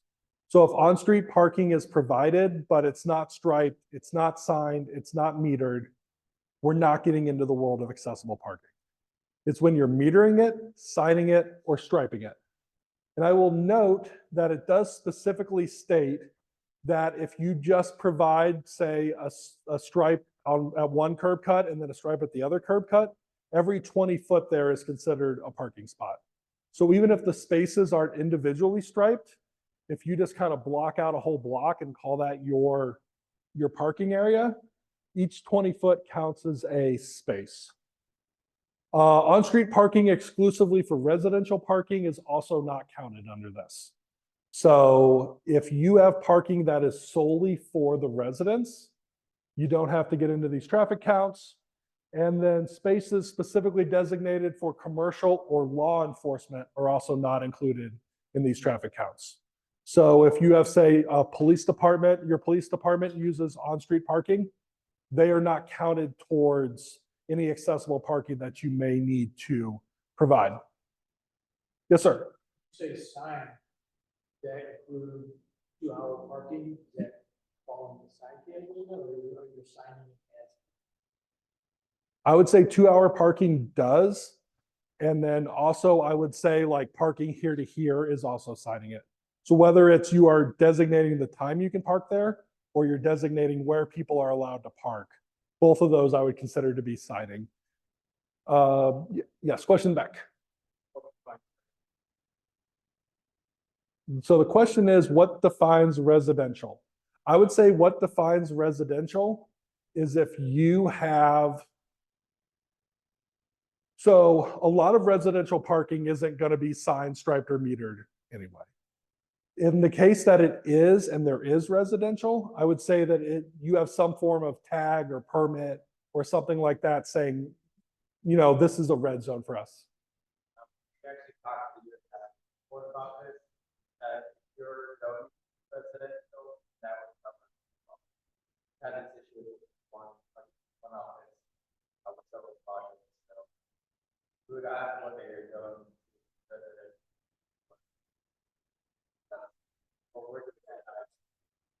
What the gentleman stated is you'll also have to go back to your zoning, and if it's zone residential, based on some feedback they've received, then it's residential. Does that start to answer your question, I'll say? Yeah. Do you know if there's any guidance on at each 20 feet count, if it's broken out by, say, driveways, or, you know, we ran into a situation where there were a lot of 30-foot gaps between driveways? Is that one individual spot, or do we have to take the whole block as 400 feet, or? That is so the question is, whenever you have sort of big marked parking spaces that have a lot of driveways in the middle of them, how does that count? Take into account the presence of driveways there? Give me some time to look into that one. We'll regroup on that one. I suspect there's a clear answer for it, but I don't know what it is off the top of my head. Question over here.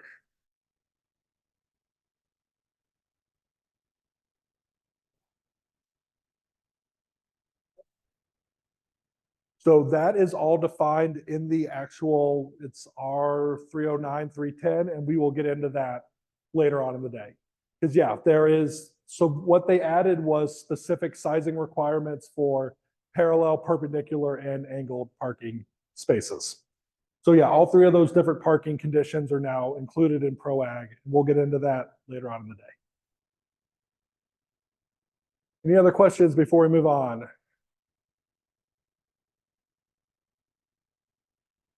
This was another thing that was added for parallel parking spaces.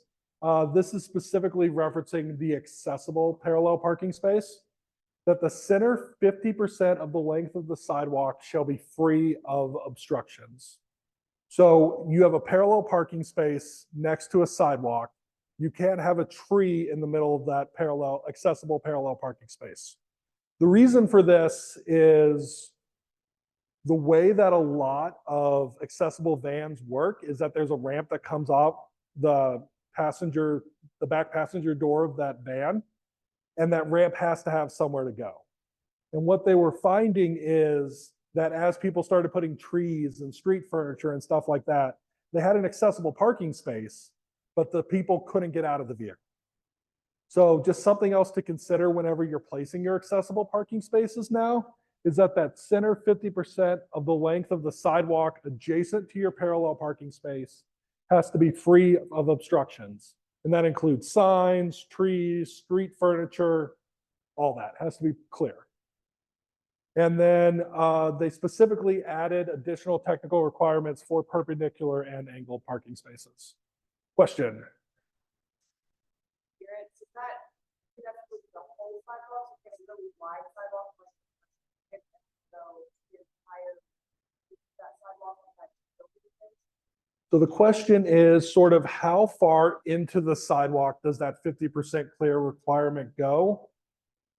I don't think that is defined, but let me make a note, Nick, that let me check specifically what the code says, but I don't remember seeing anything like for the first 5 feet or anything like that. But let me do a bit of digging on that to make sure that I'm stating that correctly. So those are sort of the major updates that happened to the Prowag.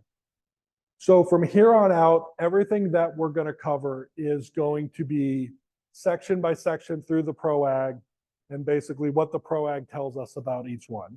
So before we make that transition, does anybody have any questions on sort of what we've covered through these first couple segments this morning?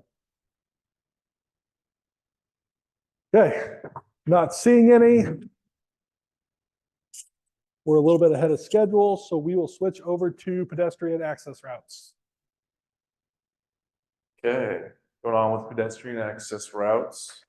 Before we begin, we're gonna start with some definitions. We had discussed these earlier as well, but this is to go a little more depth. So the pedestrian circulation path, best overall view I can give you is the entirety of the sidewalk that you're giving access to within your public right of way. So the definition is to prepare exterior or interior surface provided for pedestrians' use in the public right of way. That includes your public use buildings, that's your downtown, your city halls, anything with public access from the right of way. But within the pedestrian circulation path, you're going to have your pedestrian access route. Okay, so this is your minimum requirement of 4 foot of your sidewalk that's going to be accessible for individuals with disabilities. So again, just an encompassing body. Circulation path is all of the sidewalk, but the pedestrian access route is part of that circulation path. It doesn't have to be the entirety, but it needs to be within the circulation path itself. So an accessible, continuous, and unobstructed path traveled or use of pedestrians with disabilities. So overall, the pedestrian access route is in the circulation path. We'll break down and kind of show some images to kind of better view what I'm breaking down here. So you can see on the right side, we have a new streetscape that's in the downtown area, right? So the pedestrian access route is giving entrance level access to like all of your shops, your businesses, flower shops, here's what you're seeing. And then you have the circulation path is the entire body of the sidewalk. So you have some restaurant seating, you have a couple different breakaway areas for parking that you can come into. So the pedestrian access route shall connect buildings and facility entrances to the public sidewalk itself. So you can see it butts up straight to the building access point, but also allows you to use that as a continuation of path. And so as one of the gentlemen up here mentioned earlier, so you can see there's some signage on the side here, and there's some movable chairs and tables that are being used for dining on the side too. Because those are in there on the accessible access route, it doesn't mean that now you're going to veer away from the building itself. So that's what our next point is. There are elements that are altered or adjacent to the pedestrian circulation path. The path does not need to be altered. But what this does mean is when you're building any kind of new sidewalk structure that's going in your downtown area, where you know you're gonna have maybe dining areas or seated benches, bikes, any sort of parking like that. Maybe that's something you need to write in your ordinance, that you need to have an understanding and talk with business owners, that maybe it's seasonal. I mean, no one's gonna go sit outside at 32 degrees, but come summer, you're gonna have new seating that's gonna come out. So this is a discussion you need to understand and build this. Your requirement is the access route, but businesses will come out there and add alterations that could potentially hinder anyone with a disability continue on during your circulation path.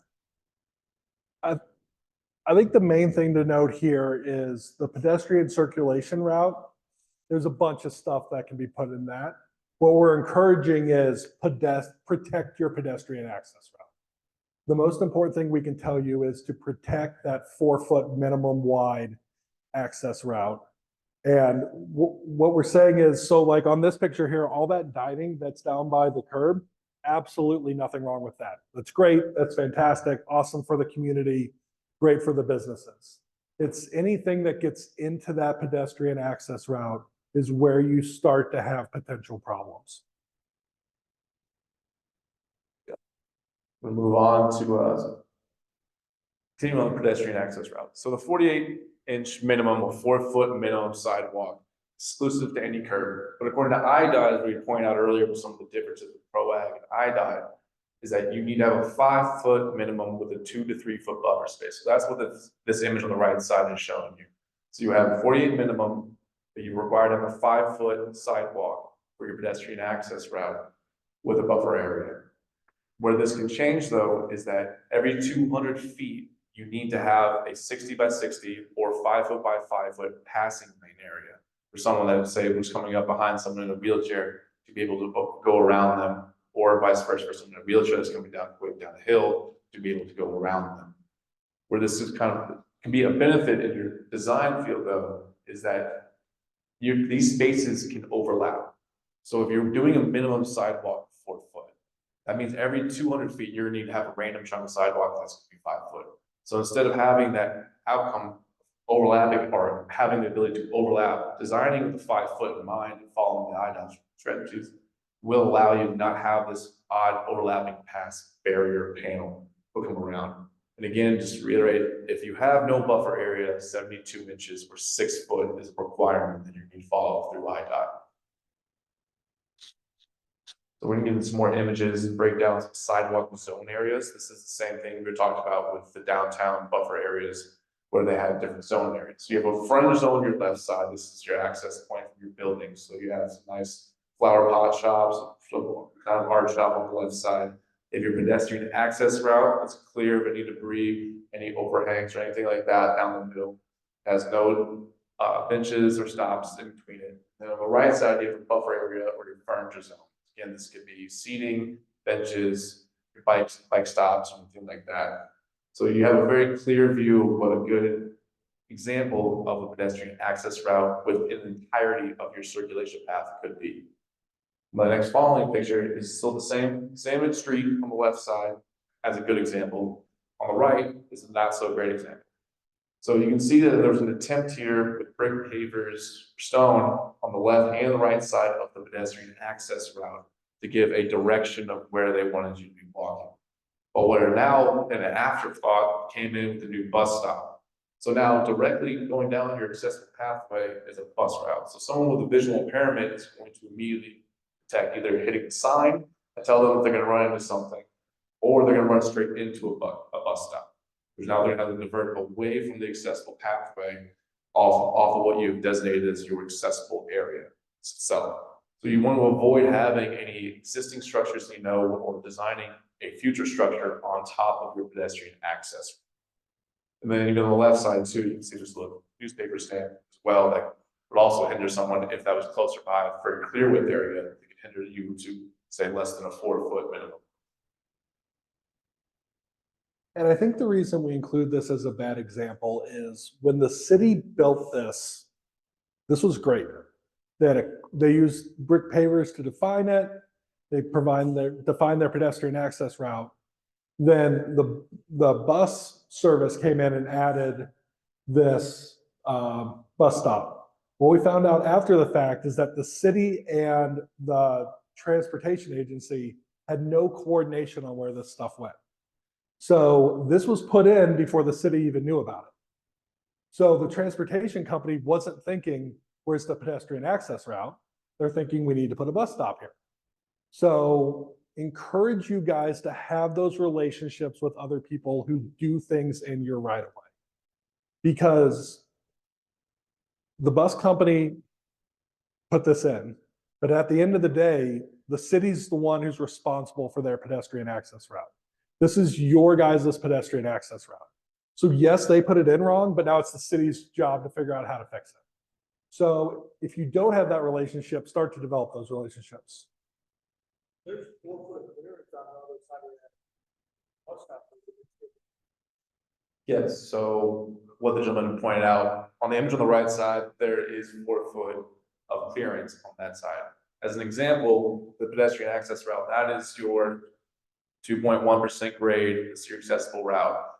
Potentially, which we can't see inside the photo, maybe these pavers are lifted up to go match to the existing parking on the left side, causing it to be maybe a 3%, which is the inaccessible option here, as an example. But yes, from the image, from what we can gather, there is 4 foot. But again, when you're doing these, whenever I'm going out and giving an assessment towards sidewalks, and imagine that you're having a 4-foot board across your face, and I need to go straight through this circulation path, and this board shouldn't hit anything. On a straight line to your curb ramp to curb ramp, or end zone, point A to point B.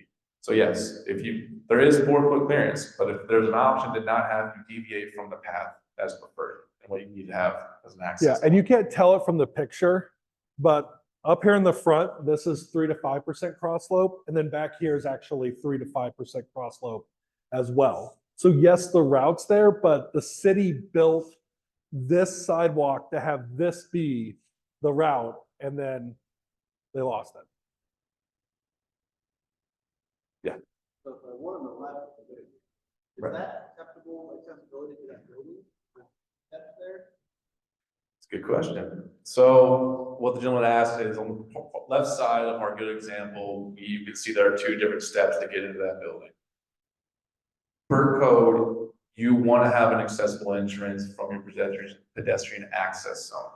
But what it doesn't state is where you need to have that access. So potentially what I'm imagining in this photo is further down the block, there is maybe another doorway on the left side that gives an accessible point of entry into that building. So maybe they say the front entrance isn't exactly a capable spot for someone in a wheelchair to get into, but maybe they have an entrance on the other side that's level up to the pedestrian access zone.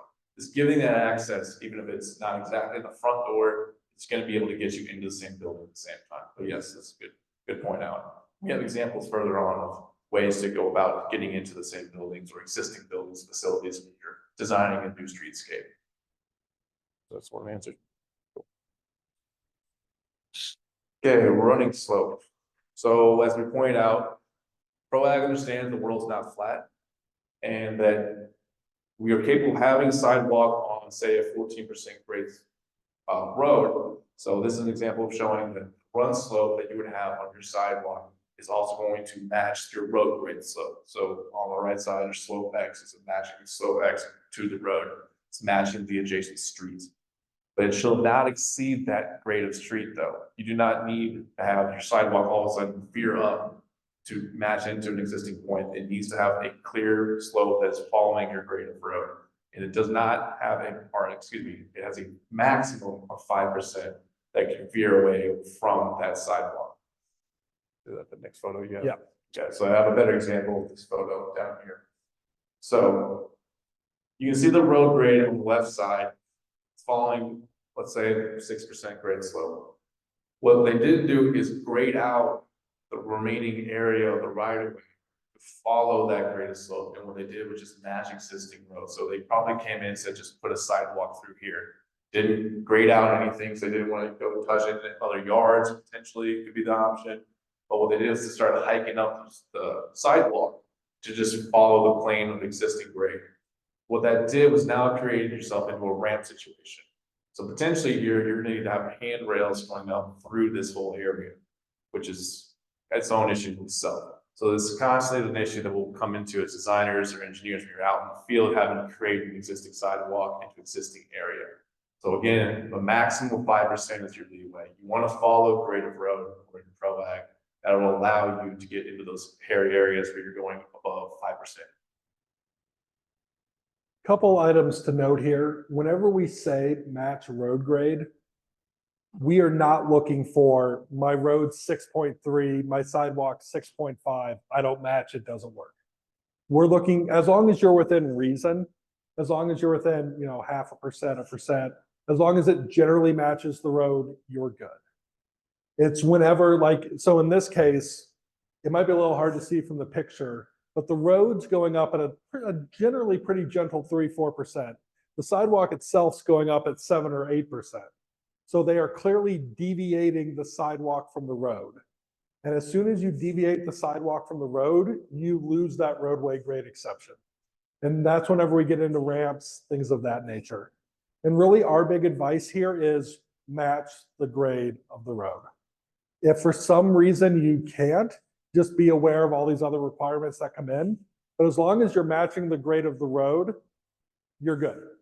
It's whenever you start to do, in this case, it could just be as simple as they didn't want to tear down 2 of those trees. But they've created an accessibility issue by choosing to go off the roadway grade. Any other questions about that? Okay, we're gonna go on with cross slope then. So for someone with a wheelchair or wheelchair user, 0% would be the preferred option for any type of sidewalk that you would accomplish, right? But as anyone knows, in any type of design or building or engineering, standing water is always the enemy. So you're gonna need to have some sort of slope in order to get water off of your site or off of your structure. So that's where Prowag has come out to 1:48 or 2.1 at a maximum for your cross slopes for any type of sidewalk that you would have. As a designer or anyone out in the field, the suggestion would always go to 1.5% is what you're designed to do. This gives you some leeway in case you start rising up or hiking up on floating concrete that could potentially reach into the close area of 2.1. Again, there's no leeway when you get 2.1. You go to 2.2, by that definition, you're out of compliance. The same way with if you're designing, you say just put a 48-inch sidewalk. Well, if someone comes and forms that morning, doesn't pay attention, and they go to the outside of the board and says the inside, now you have a 47-inch. That's out of compliance. So why give yourself the headache of getting right up to the cusp of the minimum and the max? Try to give yourself some design leeway whenever you're designing this to have some real world application understanding that when you design these out there, if you're putting down boards, potential that is very slim. I mean, your 1/4 inches, your 0.1% of decimal of cross slope is easy to push up right up to. So design understanding the suggestions to 1.5% cross slope wherever you can. And only go up to 2.1 at an absolute maximum if needed. And again, when we're describing level, I described this earlier, level is the idea of 2.1 or 1:48 for your cross slopes. So we're gonna go into a design example we brought up here with this gentleman. So you have an existing building entrance, right? And as you see on the far right side on the top picture, excuse me, is someone with a wheelchair user is unable to get into this due to some stairs or an existing lip of the building. Right? So what would you do in this situation? Well, an easy thing is, well, just take the grade of building floor out to the curb. Well, that could work in some scenarios, but say the bottom one, now what we come up with is more of an accessible issue, is now we come over that 2.1 max cross slope, right? So this happens a lot with your downtown buildings or your existing buildings that have been here for centuries in some of your facilities. And also just to include on this, there is no such thing as grandfathered in. If grandfathering in is not a real thing, so whoever just came up with that idea long ago was just trying not to change whatever was out there or save what they have. You're capable of building an accessible way to get into an existing building. So maybe coming from the top of the floor grade to back a curb isn't an option. So what's something we could do here? We could raise the curb up. So starting from the back of curb to your building face, you can do within that 2% cross slope. You can create an accessible pathway through there.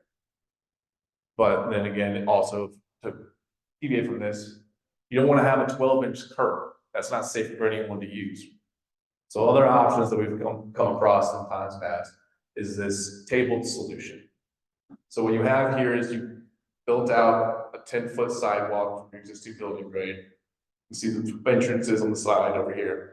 And then what you have is a back and curb accessible pathway as well, with a dual entrance area or that brick paver area, almost as being used as a buffer zone, an accessible pathway from an accessible pathway. So this table solution gives you a pedestrian access route that's accessible from the top and from the bottom, but with a buffer area for anyone that doesn't need to use a wheelchair or visual impairment can just come across these. I think we were talking about this earlier. I think this is a really good example of what chapter 2 says about not making the situation less accessible for something else. So this is a case in which if you put in that cross slope from the entrance to the building down to the curb line, you are eliminating the step for that building, but you are making something less accessible for the person who's using the sidewalk. So this is a really good sort of picture example of what we're talking about whenever we say that we can't reduce access. So that's why we can't just go ahead and make that cross slope greater, because it gives us access into the building. So this is where we got to start looking at those other solutions. I will also, this shows that 2% down at the bottom. I will say that down the 2% down by the parking, we're not saying that that is required.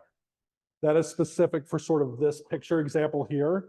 There, if your accessible parking is at the end of the block and they're using the curb ramp to get up into the sidewalk, you can run that variable slope all the way to the curb line itself. Really where that comes in is once you start looking at how your accessible parking works in your block by block basis. So I think this is a really good picture example. Just kind of wanted to note that that lower level landing is only required based on how your parking is working. Move on now to surfaces. So Seascapes really love to have these brick pavers or brick in general down as a usable surface. For Prowag, the walking surface is only described as stable, firm, and slip resistant, but doesn't define exactly what that surface should be. So for Prowag, they aren't going to tell you they can't be brick, or it has to be a certain type of brick, or a certain type of grade of concrete or asphalt or what. It just has the stable, firm, slip resistant as its own requirements. So pervious pavements is its own animal thing, but it's not discussed within Prowag as a thoughtful design requirement. Pervious pavements can be useful, but they can also cause a headache and further cost down the line, that you need constant repair of these things. So just like these brick pavers, we'll discuss in a second, constant maintenance for pervious pavement is going to be necessary in order to keep accessibility as an option. Does anybody have pervious sidewalk in their community? If the conversation ever comes up and you don't want pervious sidewalk, call a disability advocate and they will tell you why you don't want pervious sidewalk. Primary reasons are, especially for the blind who use cane detection, it just doesn't work. It's not good for wheelchairs. So if you're ever looking for support as why you don't want to put in pervious sidewalk, the disability community will be more than ready to back you up on the challenges of pervious sidewalk. So when doing any sort of brick or paving stonework is a sidewalk option, it's different challenges you're going to come across. So one, installing and maintenance is a cost estimate you're going to have incorporated within inside of using a brick or stone pavers and a sidewalk. It needs to be narrow, flush, with very fine grout lines. So you can see in the bottom left is that example of probably our existing brick sidewalk that's out there. You have multiple deviations throughout it. They're going to start to separate through freeze thaw throughout the year. They're going to potentially get lifted up or even just lost along the way, causing gaps within your own sidewalk. On the top right, you see some new stonework that's built in, that they have some flush grout that's causing no vertical deviations walking through pedestrian access route. But some of the also changes that you're going to have to do is it all depends on the base that you're going to use for your sidewalk as well. So suggestions of using brick, it's always a good idea to have a concrete base instead of an aggregate base underneath it. So it doesn't matter how fine of a grade you're gonna have for your base aggregate underneath your sidewalk that's a paver, it's gonna shift regardless of what you do with it. So over just even a season's worth, some of these are going to come up and lift out and cause a vertical problem for you, causing become out of compliance.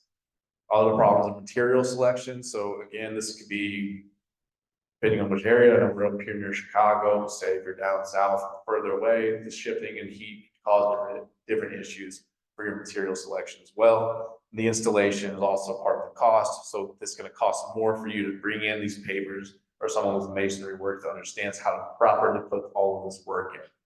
So overall, this can become a huge cost expense for someone. They look great, but overall, it's going to be a bigger problem in the long run to do brick paved stone work as an accessible route for anyone in their cities. And then when I'm talking about the change of level, when we're going into these brick pavers, the maximum extent that you're going to have for any of this is 1/4 inch, which anyone that has a visual understanding, 1/4 inch is less than the thickness of your finger. So that is a slim thing to have any kind of deviation throughout your sidewalk. So the maximum, we're gonna have 1/4. So if you have changes in level between 1/4 and 1/2, and it needs to be beveled. So this diagram can look out sort of, so imagine one of these is one of your brick pavers on the right side, right? You're having 1/4 inch deviation. What you're gonna need to do is come in and bevel that corner, which you'll see for a lot of already used existing sidewalks where there's a minimum deviation through it, where you can basically shave off the corner or the edge of it. That's a Band-Aid on a bigger problem. The panel's already shifting. So what you've done is, yes, it's good to do this to have access on a usable area, but you need to mark that down that is going to continue to shift and come out of compliance and move around. So beveling will solve the vertical displacement issue, but it's only temporary. But if you have a 1/2 inch or greater, this is where you start becoming in need of a ramp. Anyone that has any trees in their area or understanding that things grow, things thaw, 1/2 inch comes in very quickly. So what you're trying to avoid is having any need for an existing ramp you put in on already usable sidewalk, but you need to be beveled to understand that 1/4 inch is gonna happen. So we're gonna go on now with R303. So I think, oh, we got a question.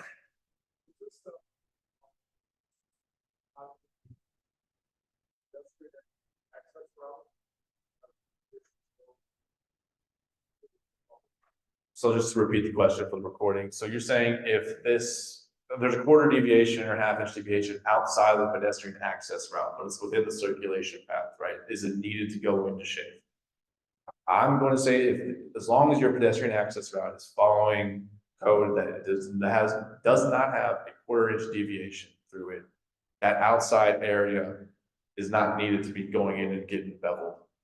So again, your 4 foot, this is that board talk I was talking about. As long as you have a 4 foot clear area at a minimum that has no vertical deviation, no overhang, no potential ramp situations coming through there, it's not necessary for you to go in and bevel all the different corners of your sidewalk if you have a 10-foot sidewalk. Yes.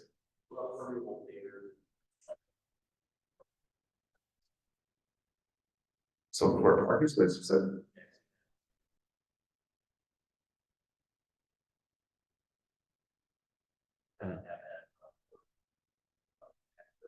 So the question would be, to make sure I'm getting this correctly. So there you have brick pavers as a parking spot. And if there's a vertical deviation through that parking area, is that needed to be shaved down or leveled out? And I'm gonna go. Oh, I'll cover this one. If it's accessible parking or the route from the accessible parking to your sidewalk, then yes. If it's general parking, that's general parking. That's why what you'll see a lot of times in those situations is they'll put the accessible parking as concrete and then do other stuff with the other parking spots. So if it's just a general parking spot, that falls under whatever your parking lot, requirements are, quality of work. But for accessible parking, you cannot have it at the accessible spaces or the route from the accessible space to the sidewalk.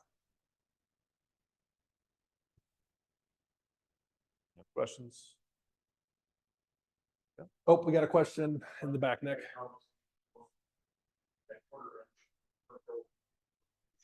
Yeah. Case law doesn't. How does this play with that? I mean, you're talking about that being. So, so this is that conversation on Prowag only applies whenever you're touching the work. So it doesn't, that's your program access in the world of, you know, your ADA transition plan and how you're going about solving that. What we're talking about here is whenever you're physically reconstructing something, you can't have those 1/4 inch displacements. And I'm not super up to speed on the legal side of it because I know there's been a lot of conversations about, I know insurance comes into this in a lot of ways in which there's insurance triggers at a certain point. That's how a lot of communities kind of go about this, is when that insurance trigger hits or the legal trigger hits. I fully admit that's not my area of expertise. But when you're building something new, the expectation is that you're getting under this 1/4 inch. How long?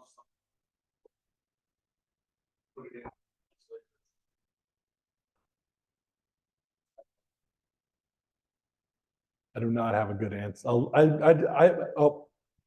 My experience.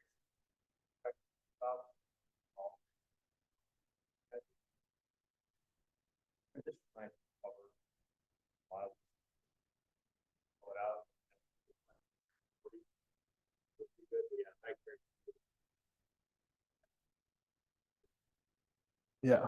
What the gentleman at the front stated is, in his experience, it's sort of when it's brought to his attention. Yeah. But I mean, we put a sidewalk in one place.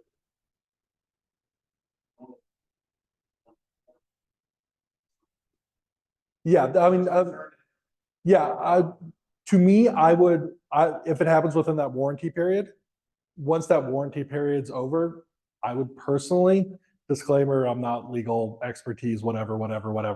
But to me, once it's outside that warranty period, I would consider that an asset to be managed like everything else that you have within your city.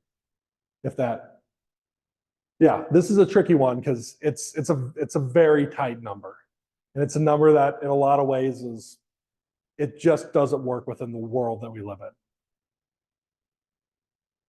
For the brick pavers,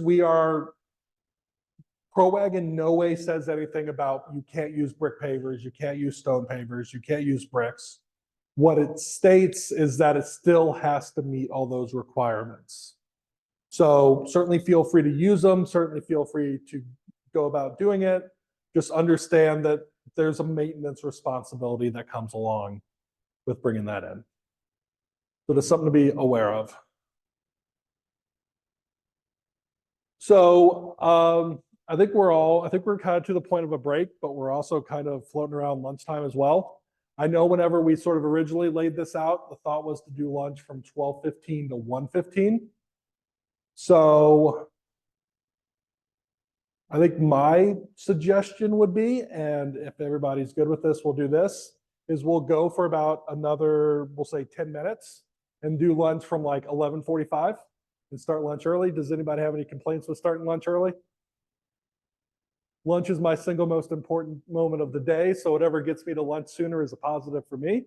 But I don't want to interrupt anybody's lunch plans if you made lunch plans around at 12:15 lunchtime. So we'll cover very quickly alternative pedestrian access routes. Then we'll take a break for lunch, come back after lunch and keep going. That work for you, Borja? Okay. So alternative pedestrian access routes. This is really about construction. What do we do? What does Prowag say whenever we have to close a sidewalk for any reason? And what it says, first off, from a scoping perspective, is when a pedestrian circulation path is temporarily not accessible due to construction, an alternative pedestrian access route must be provided. So that is at its core, that is the clearest requirement. If you're going to close a sidewalk, an alternative has to be provided. If establishing the route is technically infeasible, an alternate means of providing access shall be permitted. What I would say that is if you're closing off a sidewalk and there's no other sidewalk within reason that you can send them over to, that's whenever you can look at, can you place them in a road and provide some protection for them? Things like that. Things that you would never do as a permanent solution, but as a temporary solution, you have much more creativity for finding ways to get people around.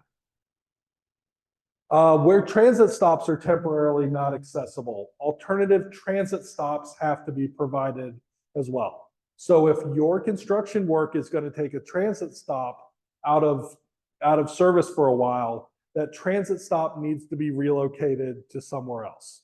It's temporarily relocated, but it has to be relocated. I readily admit that as a designer, I fall short on this a lot of times. We don't spend a lot of time on pedestrian access during construction. It's typically not what we think about whenever we do our maintenance of traffic plans, but Prowag is very clear that they want this thought about as we're going through the process. Signage. Already mentioned this a little bit. The key thing here is that shall be provided in advance of decision points. Example I like to use for this is if there's a bridge that's out and it has a sidewalk on it.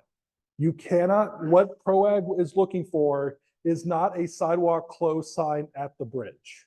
What they're looking for is a sidewalk closed ahead sign at the nearest intersection, so somebody can cross the intersection there and use an alternative sidewalk. Because if you imagine that you're in a wheelchair, you pull up to a bridge, you got a 4-foot wide sidewalk, how are you turning around to get away from that bridge? That's not going to happen. So that's why they want it in advance of those decision points. So that whenever you get to that decision point, you can go in the direction that allows you to keep traveling instead of traveling all the way there and having to turn around and backtrack all the way back to where you started. Another important part of this, because this comes up every once in a while, is that the surface shall not be less accessible than the surface of the closed path. So that includes grass, that includes dirt, that includes plywood, things of that nature. If you have a firm, stable, slip-resistant path before you start construction, whatever that temporary pathway is also has to be firm, stable, and slip-resistant.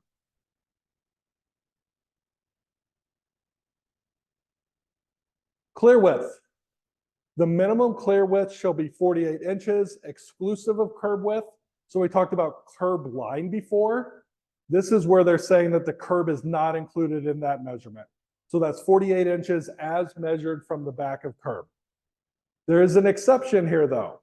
When the temporary route uses an existing sidewalk, the width of the sidewalk shall not be less than the temporarily closed sidewalk. So if you have a 3-foot sidewalk on one side of the street that you're closing to reconstruct, a 3-foot sidewalk on the other side of the street, you don't have to upgrade your temporary sidewalk to meet that 48-inch requirement. As long as it's equal service to what already exists, you're fine. That's acceptable. Where the alternative route crosses a curb ramp, or blended transition, complying with R304 shall be provided. Basically, in a perfect world, it would be an accessible curb ramp. There's a good chance that this is a construction project where you are reconstructing those curb ramps along with what you're doing. So my advice to you would be cross them at the best possible curb ramp that you have today. Don't just send them to a vertical curb and have them fall off the edge. If you have not accessible curb ramps, but you're going to fix them as part of the project, this is a staging question. Maybe you can fix those curb ramps before you start this process. And I acknowledge that this is a very hard thing to follow. This is not an easy process. So what I would encourage you to do is do the best that you can, document why you're doing what you're doing, and just think about ways that you can increase pedestrian movements during construction. A good example of this is, can you close all the sidewalk on one side of the street and keep the other side of the street open? As opposed to closing both sides at the same time, so you can reconstruct the sidewalk at the same time on both sides of the street. Probably doesn't add much to the length of the project, really gives you a viable solution for the alternative. If it's a street where you have sidewalk on one side of the street, but you're going to add sidewalk on the other side of the street, can you add the sidewalk on the other side of the street first before you close the sidewalk where it exists today? You know, encourage you to give some thought to how pedestrians get around. And also think about the neighborhood that you're doing the work in. If there's a school there, you know, give some thought to how those kids are going to get to school. You know, take the time. I think we're very good at thinking about how cars are going to move through our work zones. I think there's a lot of work for us to do on how pedestrians are going to move through our work zones. So similar to how a car gets through, let's also focus on how a pedestrian is going to make that movement as well. The good thing about R303 is there's lots of exceptions. There's lots of understanding that the temporary route that you're providing may not be the most accessible route. But what it is it's better than having nothing. So when in doubt, send them to the sidewalk on the other side of the street and just provide something, provide an option, provide an alternative, and really just kind of give it some thought. Beyond that, I don't have a ton else on this. We can certainly dive into all the requirements, but the odds of us being able to meet all those requirements are honestly pretty slim most of the time. That's really the best advice I can give you, is familiarize yourself with this section. And this is where I typically, for like my design binder, I include a breakdown of how us as a engineering company, how the city is providing the best possible access that they can provide, even if it's not perfect access. So any question on construction access, alternative pedestrian routes? Oh, question right here.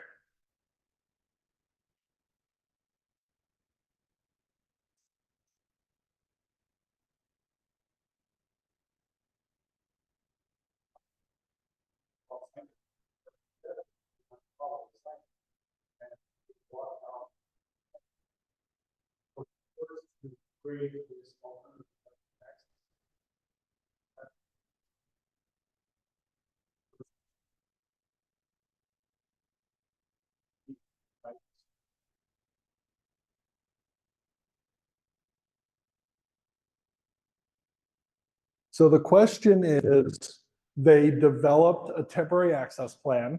The temporary access plan sends them to the other side of the street.